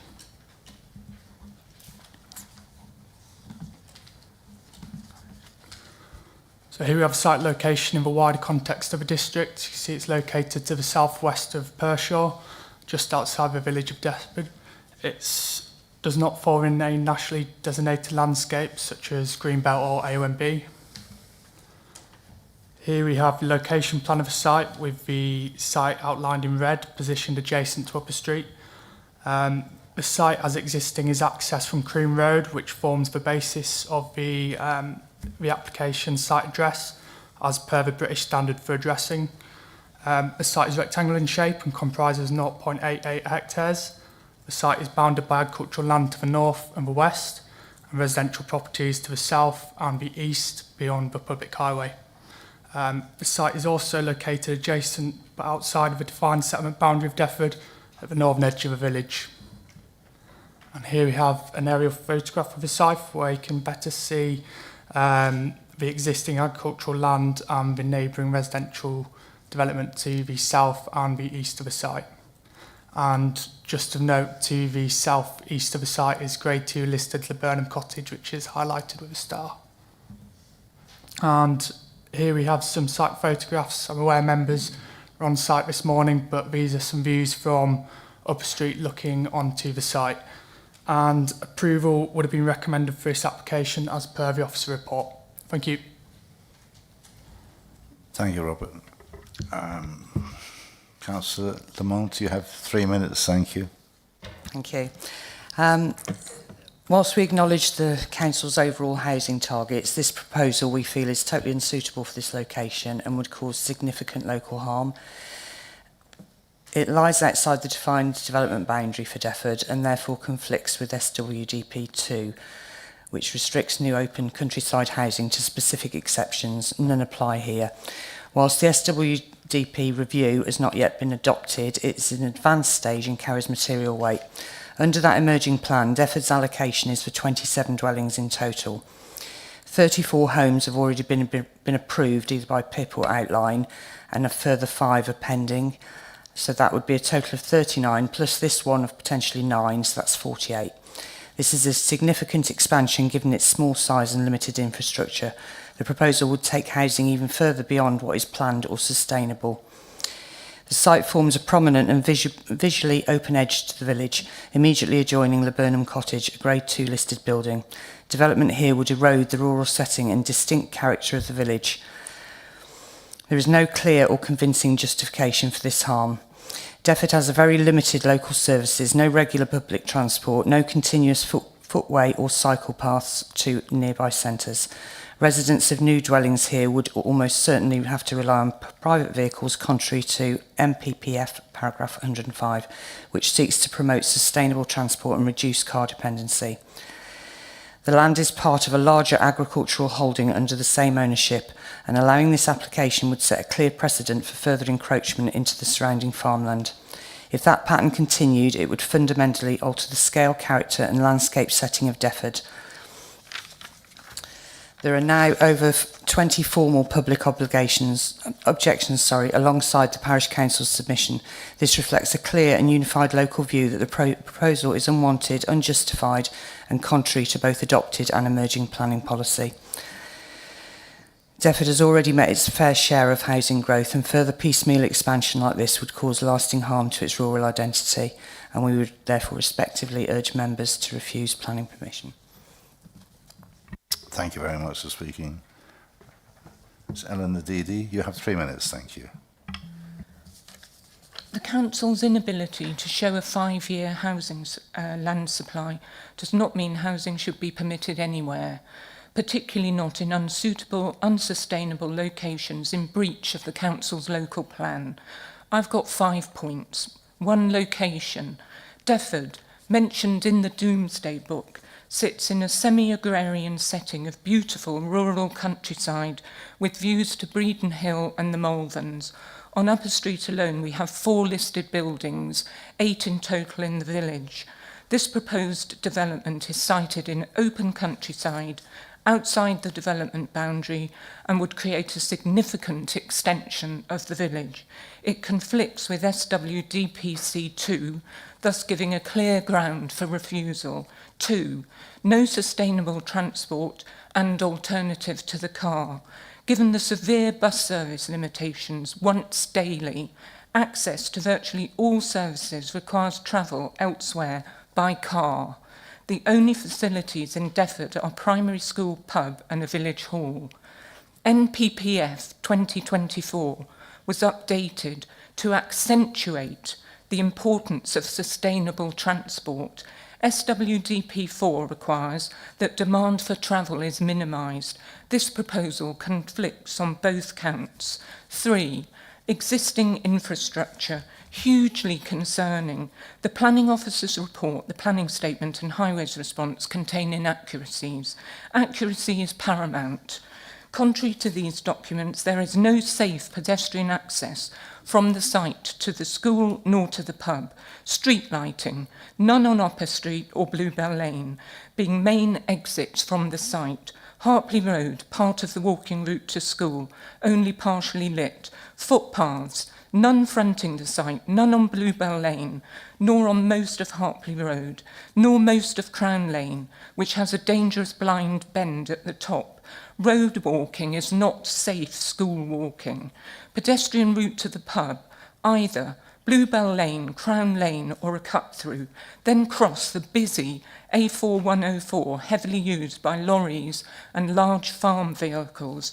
No crossing point. 4, approved schemes strain on limited services infrastructure.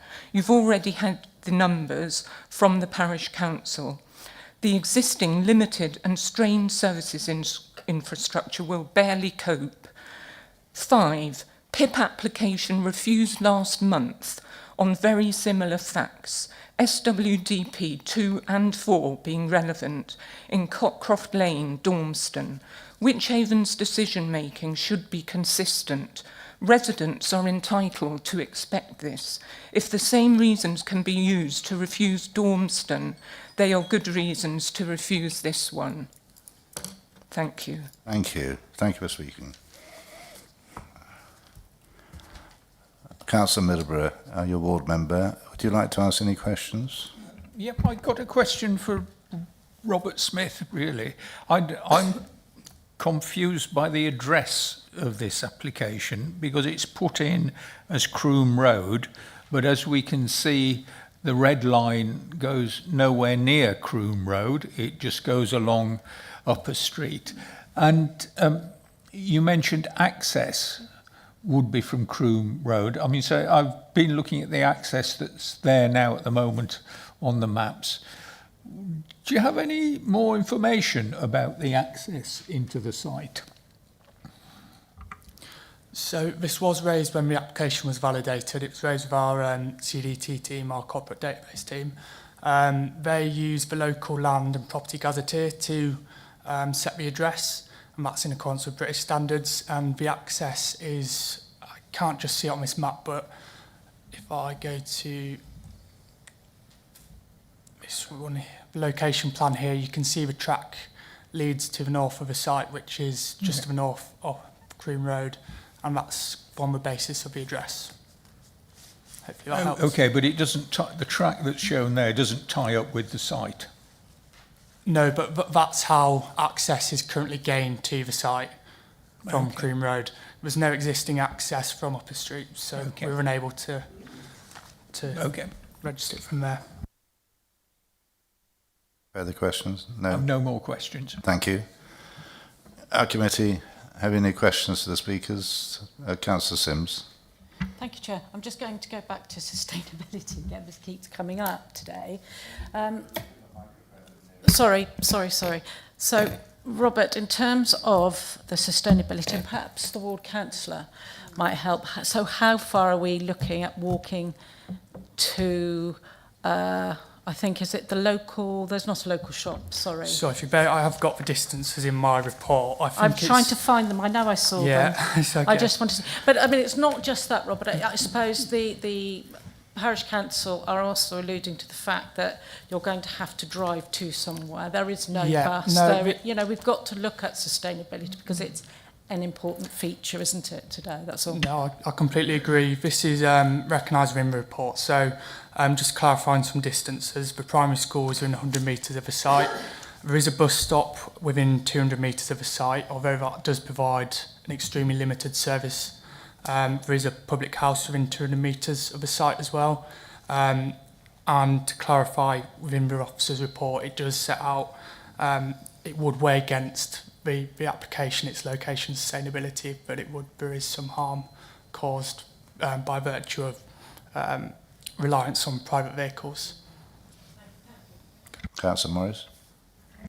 Thank you, Chair. Just a question for the Parish Council. I don't think you've done a neighbourhood plan. Have you considered doing one? We have, yes, but it's been down to pure capacity of councillors. We've struggled to recruit parish councillors. We all work full time and it's basically just been the capacity issue, but certainly it's something we have discussed. Once the SWDP is formalised, then I think we'll probably look at it. But when this has come up in discussions previously, we've looked at Drake's Broughton and obviously they've got a neighbourhood plan and yet they've had a horrific amount of building. So that has been expressed as a concern. But like I said, we've put it on hold until the SWDP is finalised. Yeah, the reason why I mention it, I think you mentioned about setting precedent. If you have a neighbourhood plan, you are much more in control and you are able to have more say in what goes and what goes where. And Drake's Broughton, there are other issues. And can I say that having a neighbourhood plan has probably protected them more than you realise? I think if I may short circuit this, we are trying to concentrate on this application, so that's a future thing for you to talk to people about. Okay, sorry to interrupt there. Are there any further questions? Yeah. Just a clarification, because I particularly asked about the pavement when we were on the site visit. The pavement I accept is on the other side of the road, but stuff like the connection between the site and that pavement, that is something that will come forward at a later stage, as my understanding. It will. Yeah. Thank you. Any further questions before we... yes, Councillor. Sorry, just very quickly. So going back to actually the previous PIP that was up to 3, so obviously should this be, we give approval or whatever, this would come back and we could actually reduce the potential number of properties, dwellings on that site if they weren't if acceptable. Yes, so we've assessed the amount of development up to 9. We're satisfied that the amount would comply with policy in terms of SWDP 13 and that it wouldn't conflict with surrounding land uses from that regard. But once at technical detail stage, if we received a layout which we were unhappy with and we didn't think 9 could be accommodated, that's something we could go back to them with and discuss further. Councillor Tucker. Yes, a question to Robert. The property, the listed building most nearby, are you aware of when that was last amended or altered? That's something I'm not aware of, no. I know it's a 17th century Grade 2 listed building, but no, unfortunately, I don't know when it was last altered. Sorry. Thank you. Councillor Hardman.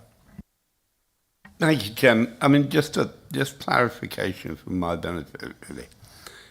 Because this has gone to the planning inspectorate, in effect, we are just consultees. And when the decision is made by the planning inspectorate, is that a grant of planning permission, or will we have another go at trying to reform this under reserved matters? You could answer that one, Robert. If the appeal is approved, it would be allowed, and then they would then be able to go on and make a technical details application following that. It's simply just for the permission in principle. Thank you. Any other questions? No? Thank you very much. Now then, would you like to return to your seats? Thank you for speaking. Probably the best speakers of the afternoon. I shouldn't say that, should I? I should now ask Paul. Councillor Middleborough, do you want to address the committee, please? Thank you. And again, I'd like to thank the members of the committee who had the opportunity to see the site this morning. It's up to 9 houses, but actually it is quite a big site, and we're not taking this into account, but within the Blue Line and Croom Road, it's a very big site, which is adjacent to the site in question. We also had the chance, when we went to look at Laburnum Cottage, to have a look at Shazam, a house which is opposite, which has a PIP on it, broadly for development at the rear of Shazam, and again adjacent to this property. But what I would say about the development here is that when we were down there and looking at Upper Street, you will have noticed that all the houses, as we're moving on the left-hand side, if we look at it, not the new houses where the bus was parked, are situated at quite an elevation above the road, and they have quite a long drive to them. And I'm not sure whether up to 9 houses could be accommodated within the slope of the land there, because we couldn't actually see from high quite how it would actually fit in. And if they were lower down, it would significantly alter the street scene again on Upper Road as we go to the junction. Yes, we know actually the decision is out of your hands today, but I would hope that you can give the inspectorate a clear view as to what you would have done if you were taking the decision. I would hope that would take account of the site being appropriate for elevated properties to fit in with that street scene on the left-hand side of Upper Street. But it's up to you.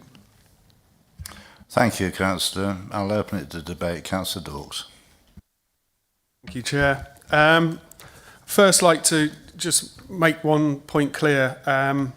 It was said that a PIP was for 9 houses was refused not long ago, and we should refuse this one on the same grounds. That had one crucial difference. It was a Category 4 village. As such, a Category 4 village means we're not in the headlock of a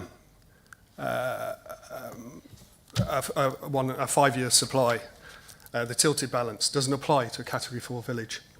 And so that one was able to be refused on those grounds. And this is a Category 3 village and is subject to the headlock. So unfortunately, the location, the amount, all fit with an application.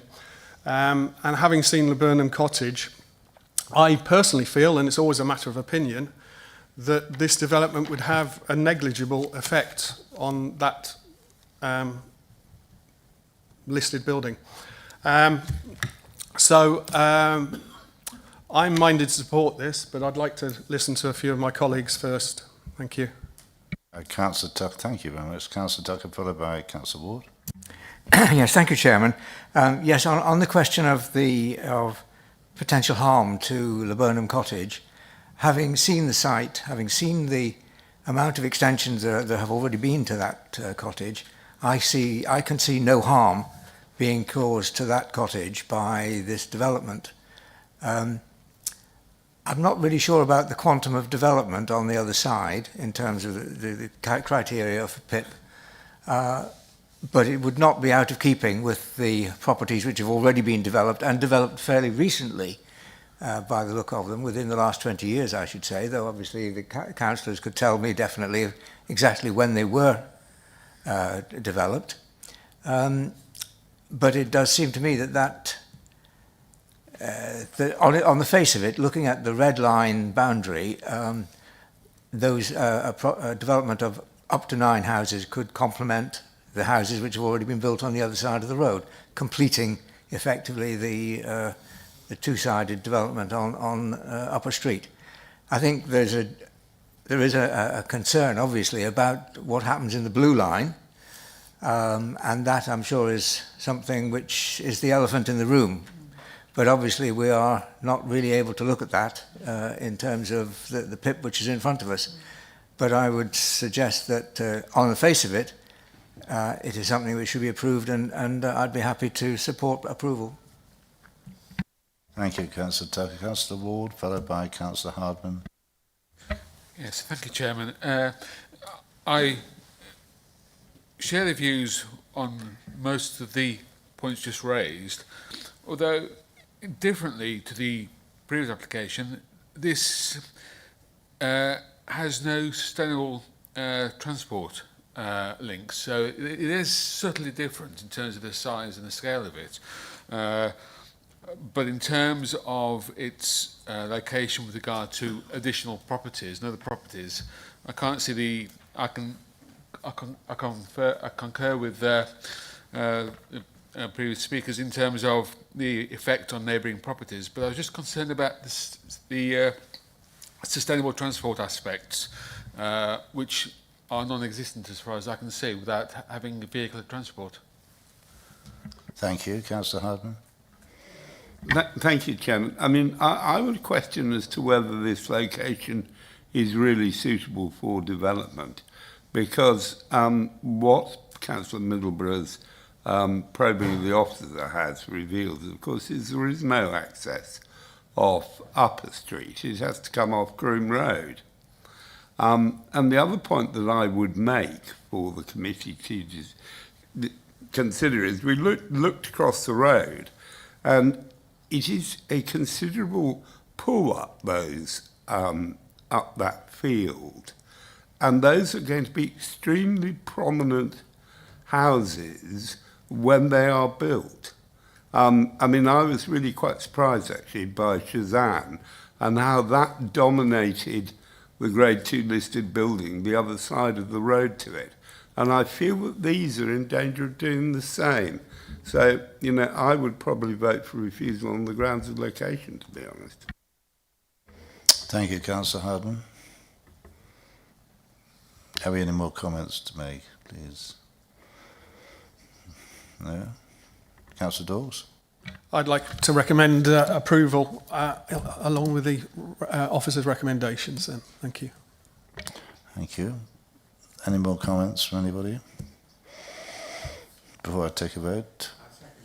So we've got a proposal and a seconder actually, but thank you. We've got a proposal by. Oh, sorry, you proposed it. You proposed it. Sorry, you proposed it originally, didn't you?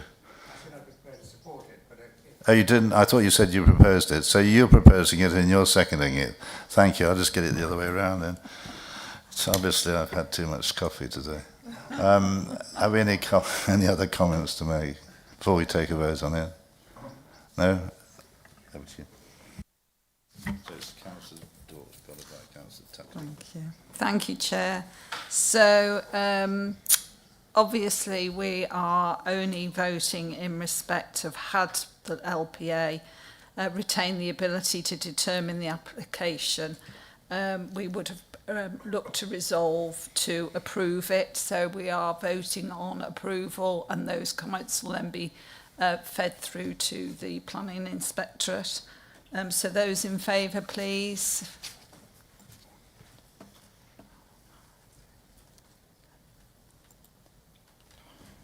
Those against?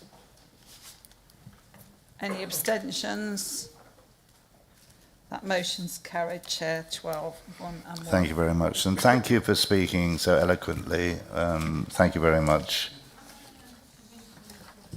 Sorry, I can't hear you actually. So, if you want to speak, could you like to have a word with Mrs. Deedy?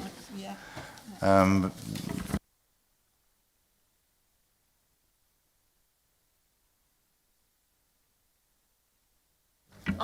Sorry, you can't speak to the committee again, I'm afraid. How do I do that? Sorry. Hello, Belinda. You and I met years ago. Nice to see you. I'm really concerned because some of the comments from the councillors are completely legally incorrect. And a guy over there has just said that with Just hold on a minute. We could sort of have a 2-minute chat.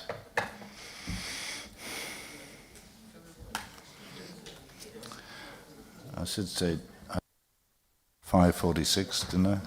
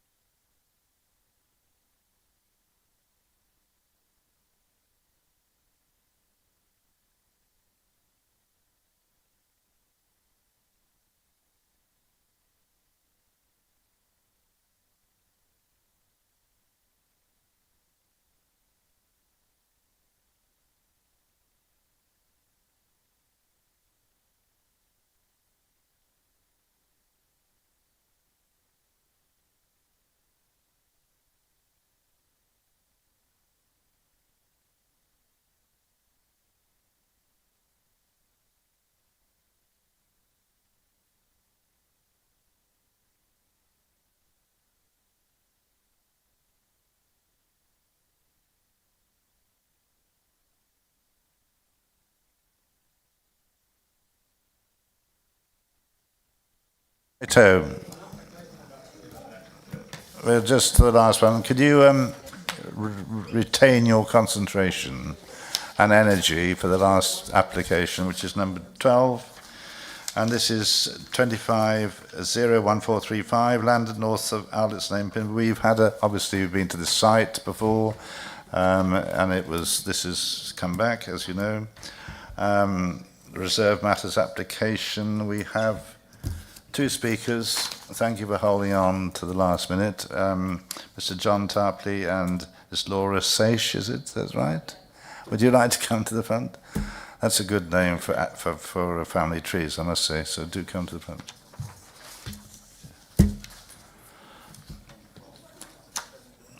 And again, Adam White is going to present this. So over to you, Adam, when everybody's sat down. Thank you. Sorry, are there two of you? Are there? Because I've only got one name on the list here. If it helps, Chair, I'm just here to help with any questions. Should there be any from members who have been involved in the project a bit longer? And your name is? Simon Hawley. Okay. Are you happy with that? I'll be all right with that. Fine. Thank you. To do it with discretion rather than... It's at my discretion, that is, that we have another speaker to answer any technical questions. They're not on the list. Because they're not on the list. They should be So if you're happy with that committee, which obviously you are, over to you, Adam. Thank you, Chair. So the application site is located to the northeast of Pinvin. It comprises 5 fields that are separated by a series of hedgerows and ditches. The northern boundary is formed by a well-defined hedgerow, with the eastern boundary formed by a hedgerow and a ditch with fields to the east. The southern boundary of the site adjoins the rear gardens of residential properties that front onto Owlets Lane. The western boundary of the site is formed by the rear gardens of residential properties located in the Green and Gosney fields. The site is not subject to any formal or informal landscape designation. It's not within a greenbelt or a conservation area. That shows you a broad location there, and that is the site location plan.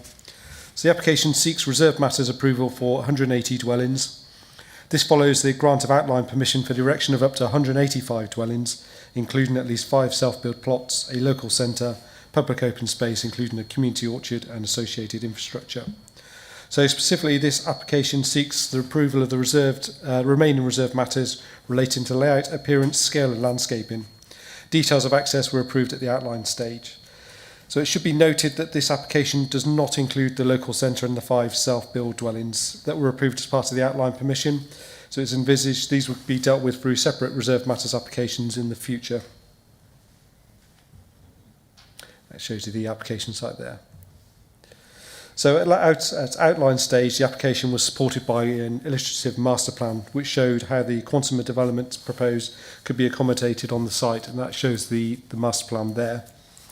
So a condition was attached to the outline permission, which required the reserved matters to generally accord with the parameters of this plan. So because of this condition, the layout presented here as part of this application is largely reflective of the approved illustrative master plan. That slide there shows you the proposed layout, and you can see it's broadly in accordance with the master plan. This shows you proposed street scenes within the site. These are some views from within the site. This is view east from Orchard Farm. Again from Orchard Farm. This is a view towards the properties in Gosney Fields. View northwest, looking over the northern half of the site. And again, looking north from the northern half of the site. View southeast from the middle of the site. That's the end of the presentation. Thank you, Chair. Thank you very much. Can I ask Mr. John Tarpley? You have 3 minutes. Thank you. Thank you for allowing me to speak. What I would like to mention at this is that the NPPF states that green spaces are to be protected for health and well-being reasons. It is clear that this application, that the green spaces are being provided for the residents of the new development at the cost of the green spaces for the existing residents in Owlets End. This relates to the lack of buffer zone at the south end of the site, i.e. Owlets End. Regarding traffic, I know that there are serious traffic issues in Pinvin already. As suggested by Pinvin Parish Council, a roundabout at the entrance to this development would be beneficial. But Pinvin is suffering serious congestion by the school and at certain times. This is without the potential 400 extra cars that are going to come from this site. I also noticed, that an active travel route to join up with the Station Road Pershall route is unlikely to happen, even though this should be at the forefront of developments like this. Regarding drainage, in the past there has been sewage issues as in backflow up to the salt boxes. I hope that this development does not make this situation worse. I mention this to make you aware of what we might be in for in the future. Also, in July 2007, the flooding in this exact area of this development was significant, to say the least. Witnessing approximately a metre of depth of water across the road by Gosney Fields. Again, I'm making you aware of this so as to give a fuller picture surrounding this development. I would also like to mention, make you aware, of a technique employed by in other parts of the UK by water companies, where they have an unmeasured level of raw sewage being dumped, i.e. below a certain level it is unmeasured, and it's dumped 24/7 at any river condition, drought or flood, referred to as trickle. I hope we don't expose ourselves to this type of situation, as this would clearly be a health issue. Thank you for your time. Thank you very much for speaking. Thank you. Ms. Laura Sage, you have 3 minutes. Thank you very much. Thank you. Thank you, Chair and members of the committee, for the opportunity to speak today. I would like to thank Officer Adam White for his thorough committee report and for his assistance provided throughout the consideration of this application. Members may recall that the principal development and access arrangements were approved by this committee in November last year under the outline planning application. Following the approval, my client has worked closely with officers through the pre-application and determination process to bring forward this reserved matters application. Ongoing discussions with officers have focused on ensuring that the final scheme achieves a high-quality design and layout that delivers real benefits to the local community.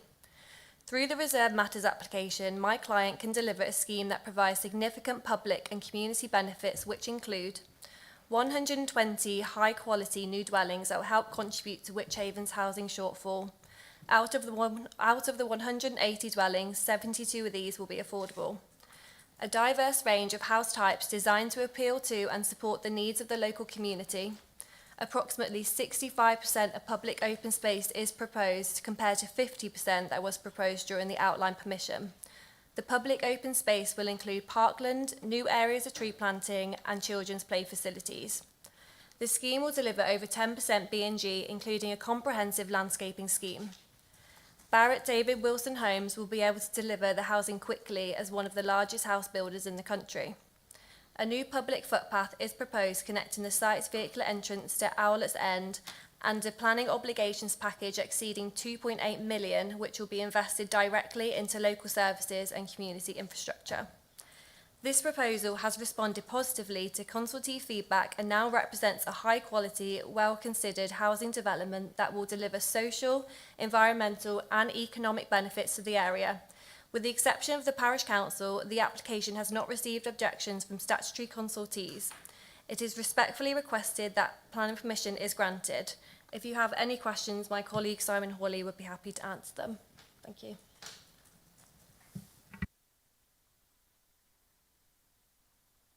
Thank you very much. Councillor Tucker is having a very busy afternoon. Have you any questions? No questions. No questions, thank you. Open to the committee. Councillor Dawes, have any questions? Yes, thank you. For Adam, please. Just on this proposed layout now, could you tell me where the local centre and the self-built dwellings are allocated, or are they not at this point? They're not being proposed as part of this reserved matters, but if you look on this proposed layout here, so right at the bottom corner, you can see sort of that blue oblong area. Yep. That's where the 5 self-builds are proposed in the future. And then right at the very north, near the entrance, that is where the local centre will be located. Okay, thank you.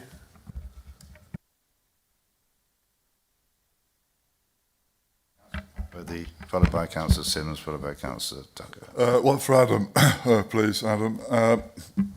If I've missed it somewhere else in the text, I apologise. But on page 127, which is considered of the consultation responses, under County Highways Authority, it's got TBC. Can you expand on that? Has there been a response from Highways? Yes, apology. That was in the late papers. They have responded and they've no objections. Councillor Sims. Thank you, Chair. I just want to ask the applicants, there's no, on our report here, and obviously this goes to Adam as well, there is nothing mentioned about our urban design team here at Wychavon, and I would very much like that team brought in, because as much as you wish to bring forward this development quickly, which is great, we don't want it done quickly without looking at the quality of the development, which I think is extremely important.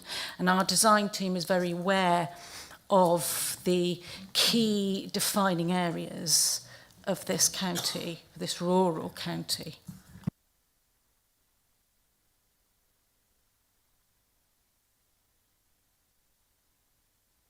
Question, wasn't it? Do you mind if I just pick this up quickly? Yeah. What I would say, although there's not a formal consultation response from the urban design officer, she has been involved. So she's been involved from the start. So yeah, there has been in that involvement. Thank you. That's what I'm... Councillor Tucker, followed by Councillor Kersey. Yes, question to Adam, please. I'm surprised to see that there's nothing in the report about drainage and flooding. Is that something which is going to be considered in a separate reserve matter application? No, that's not a reserve matter. That's a condition. So that would be separate, and that would be dealt with by a separate condition discharge application. So it's separate from these reserve matters. But it will come forward. Well, sorry, in what form? How will it come forward? As a condition. So as a condition attached to the outlined application, which requires them to provide details of the surface water drainage and also the foul drainage. So those details will come in and we will assess those separately. But they won't be considered by the committee? No. Would that be normal? Surely they would normally be coming to the committee for consideration? Not conditions. They tend to be dealt with by officers, and correct me if I'm wrong. But some of the details of the proposals and the sustainable drainage and that sort of thing are not outlined really sufficiently for us to be able to understand or to comment. No, and they're not at this stage, because all you're looking at the moment is the layout, the scale, the appearance and the landscaping. That's all you're looking at. So those matters that deal with drainage are dealt with by conditions, so they're not in front of you today to consider. But they do form, they're sort of interlinked, because you can see the open space where the suds are going to go, the general green space, but the actual detail of that would be dealt with at the condition stage. Bring Andrew Fell for a minute. Charles, if it gives you any confidence, the LLFA have commented on this application as well, as of we.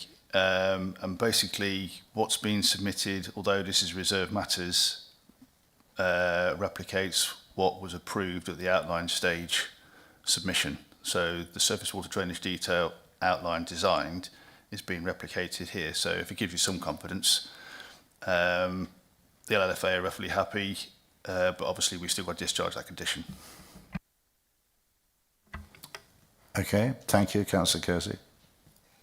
Chairman, thank you. I'm not sure whether it would have already, because the green infrastructure percentage has changed, I don't know whether this was already covered in a previous condition, but who will be, so if I could ask the applicant, who will be responsible for the green space, please?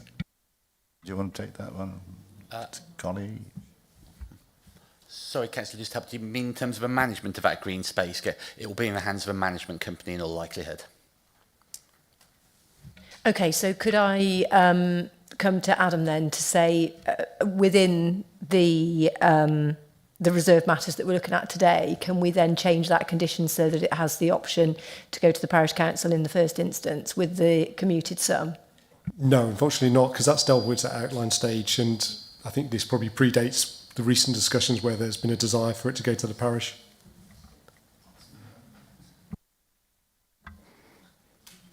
Okay. Carry on. Yes. Just really has that conversation already taken place? Have you already had a conversation with the parish council to know if they would want to take it? And if not, would you be willing to do that, to offer it to the parish council first of all? The couple of things that I'd have to take client instructions on that. We had a meeting with the parish council 3 or 4 weeks ago. I can't recall that coming up in conversations that were had with me. I'm not saying those matters weren't raised, but I don't feel I'm in a position to comment on it. I think in principle, I would understand why my client may be supportive of that, subject to being agreed. I think the difficulty may be, as Adam's mentioned, it's already set out in the section 106. I'm not sure how much flexibility there is in terms of the wording and whether the 106 would actually need to be varied to accommodate that. But it's difficult for me to give you a full answer on that, I'm afraid, Councillor. I think if you're happy to take away to actually have that conversation, and then if that's something that the parish council want to do further down the line, I'm sure we can do something from a legal agreement point of view. So it's really, if you'd be happy to have that conversation, then that would be good. Thank you. Very happy to feed that back to my client, Councillor. Thank you. Thank you. Are there any more questions, relevant questions for the speakers? No? Thank you. Thank you for speaking. Would you like to go back to where you were? Thank you. Seated, that is. And I'll ask Councillor, Elizabeth Tucker, if you'd like to address the committee. Thank you. I have the graveyard slot for a second time, so I hope people can. Well, at least you're still awake, which is the first thing. I don't believe you did last time. The first thing is that it's been made clear that the access arrangements were decided in the outline application, which means that the fact that we still haven't got a solution to the ability to walk down Upton Stonsbury Road into the village, I believe, is left unsolved. There is the access into the estate itself, which is, as you can see, nearly at the top. There is supposedly another pedestrian access, which I don't think is marked on there, in the kink of the right-hand angle where it's white, which is coming by the pumping station. Is that correct? Right, thank you. And I had thought that that could be a useful midway exit out of the estate. But again, there is no commitment to completing the bit of pathway that doesn't exist down there. And then the third access, as we know, is called the emergency access and pedestrian and cycling aspect, which goes into Owlet's End, halfway down Owlet's End, and they can walk on pavements once they get to Owlet's End. I'm very unhappy about the entire pedestrian and cycling aspect all being channeled through that route. And as you can imagine, the two houses that live either side are pretty concerned about what change it's going to make to the enjoyment of their houses and immediately onto the newly used emergency track. I'm not quite sure what we do about that, but I do really think that we're in danger of tunneling far too much down that single route out of the estate and not enough diversion in other ways. Right, now, the next thing, which is very difficult for me to talk about because of, again, the way in which the developers have taken out the detailed application for the retail area, or what they call the village centre, which is as far away from the village as you can get by the access road, and also the 5 self-build houses, which are right at the bottom, that little white block, rectangular block, beside the exit out and the emergency access into Owlet's End.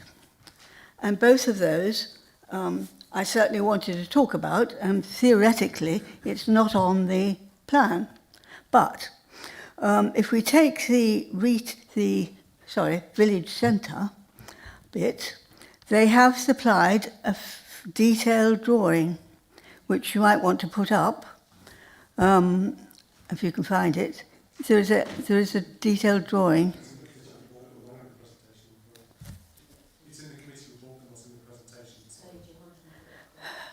Well, It's in the papers because I was just taking it off the website. The point that I wanted to make is that strange shaped white block by the access right at the top, which is what they call the village centre, they have drawn what they called they've drawn a draft plan retail area, and that draft plan retail area includes 22 parking bays and 4 different retail units adding up to 550 square metres. And this is in the middle of bloody nowhere on the way out of the village. And I'm really very, very worried about the whole of that suggestion because it is not on the application now. Our officers are saying it has an acceptable relationship with the detailed layout of the site. And when it comes up, somebody else presumably will be putting in a bid when they feel like it, before 2028, I think. When it comes up, it's going to be considered in isolation without the ability to talk about whether it's the appropriate location. And I'm really, really worried about that because we all know how people seem to like how retail people seem to like out of town sites, possibly because they're cheaper. And it is not the right site at all, and it is nowhere near the real population of Pimbin. I mean, poor old Pimbin. It was a small village. It hasn't been protected by a gap between Pershore and itself, so it's now virtually a suburb. It's had, of the sort of best part of 300 houses it used to have, it's had another, how many is it? Another 380, I would guess, if you include the sites that have already been approved, and the last site that just come in was for another 30, which is on the books. In other words, it is very, very bad for the village to have the location of potential retail right up on that stretch of spattered housing on the Upton Snodby Road and outside the main village and outside the speed limit of 30 miles an hour. There's also the question of the self-build, which has also been removed from discussion today. It is in the place where you have to go through the entire estate, backwards and forwards, in order to access it, in order to build it. And that causes as much inconvenience as possible, I would have thought, to everybody along the main road. It also backs onto the unfortunate houses along Owlet's End. And they are very unhappy, partly because originally they were promised a buffer zone between the Owlet's End Lane houses right on the edge, if you can see, and the housing behind them. And that has disappeared in this particular layout. All the other nice buffer zones in the layout have been preserved, which is great, but Owlet's End is taking the worst of the development, and they have lost the buffer zone that they were previously promised, and they've got the 5 self-build. And you know what it's like when you have 5 self-build and they get built at different times and at great lengths. So I'm very unhappy about the fact that by agreeing this without those 2 items, we are making it almost impossible to improve the damage that will come forward when those 2 items are made, and especially the amount of retail. There is been some improvements, and I'm not saying there haven't been. I just wanted to make a little comment about the lighting plan, which is very elaborate, and I have no problems with it.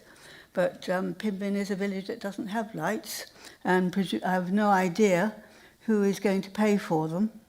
Will it be the poor people in the management plan leasehold system, or is somebody going to provide the money to the parish council to afford them because they're a very poor parish council? I don't really think I can rant on very much more, but please do realise that this is an extraordinary extension to an overwhelmed, old-fashioned village. Thank you. I do enjoy hearing you speak, I must say. But the 5 houses will come back to this committee, presumably, and the centre at some stage. So we'll have to debate that again when they're actually produced. Well, we can question then the viability and the, you know, what they're about. So I think that's where we are, I'm afraid, Councillor Tucker. But thank you for your comments. Useful. Open to debate. Councillor Morris first, then Councillor Kersey. Thank then you. Councillor Hardman. It's not that I can see Councillor Tucker's point of view, but there is another argument. If that retail park was in the middle of the estate, that means every single person who wants to buy something from that retail park is going to be driving into the estate, which, from my perspective, is very, very negative in terms of the people living on the estate. So whilst I understand that it is on that main road, when you actually look at it relative to the other properties within Pinvin, it is not miles away. It does mean that other people who live in Pinvin can drive into that retail park, pick up their shopping. It also means that the people in this new development can walk to the retail park, and they aren't going to have loads of traffic from other residents of Pinvin who don't live on that estate. And, you know, at some point we have to consider that actually it's better to make people walk, well, better to give people the opportunity to walk or cycle to a retail park than have a retail park right in the middle of an estate of houses that we've got on that proposed layout. So I'm thinking, do have a concern that does that mean that that retail park will be where it is, or can that be adjusted? I know I probably should have asked that before, sorry. That's where it is, isn't it? Yes, that's pretty much where it is. Hopefully they'll cycle. Councillor Kersey. Chairman, thank you. It's quite unusual for us to see a situation where sometimes we have to get applicants to kicking and screaming to actually get the amount of green infrastructure that we need on developments. And at the outline stage, this was at 50%, and now it's come forward as reserved matters, and we're up to 65%, which is absolutely fantastic. And the applicant is to be applauded for doing that, because I think they recognise the significance of the development within the village, and to have 65% green infrastructure, is absolutely fantastic. That then takes us on to the layout, and as we can see, based on that amount of green infrastructure and then the actual layout and design that's been included within there, again, I think they're to be applauded. I know that there's been extensive work that's taken place. What are you doing, Councillor Dawes?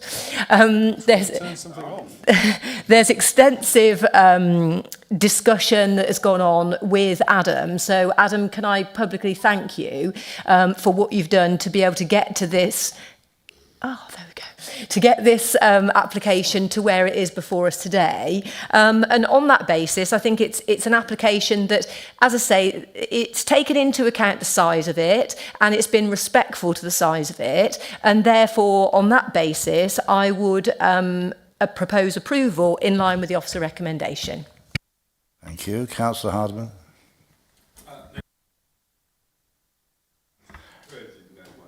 Councillor Rowley. There's a mention of street lighting, and is this the only estate in Pinvin that does have street light, or will have street lighting? So I'm a bit concerned.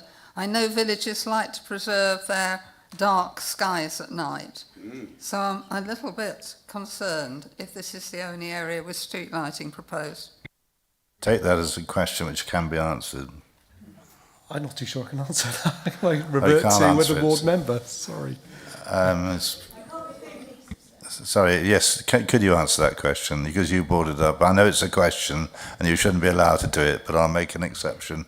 Pinvin is one of the many villages where they just have the odd footway light along the road so that people don't fall over. They don't have street lighting as such, and they have to pay for it themselves. Sounds a good idea. Right. Fine. Any other points from this is debate? Any other points from committee? Given that we've only had one proposal first to start, as Councillor Dawes. Thank you, Chair. I'd firstly just like to thank Adam. I know he's done a lot of work with this, with the applicant, to get this design tidy and get the green space, and he should be congratulated on that. And I'd like to second the proposal for approval. Thank you, Councillor Dawes. Are we got anybody else who'd like to speak? Now's your chance. Okay, over to you. We have a proposal from Councillor Kersey and seconded by Councillor Dawes. Thank you, Chair. So, members, you're voting in accordance with the recommendation that's in the report. So that's for approval of the reserved matters application with delegations down to the Director of Planning and Infrastructure as set out in the report. So those in favour, please.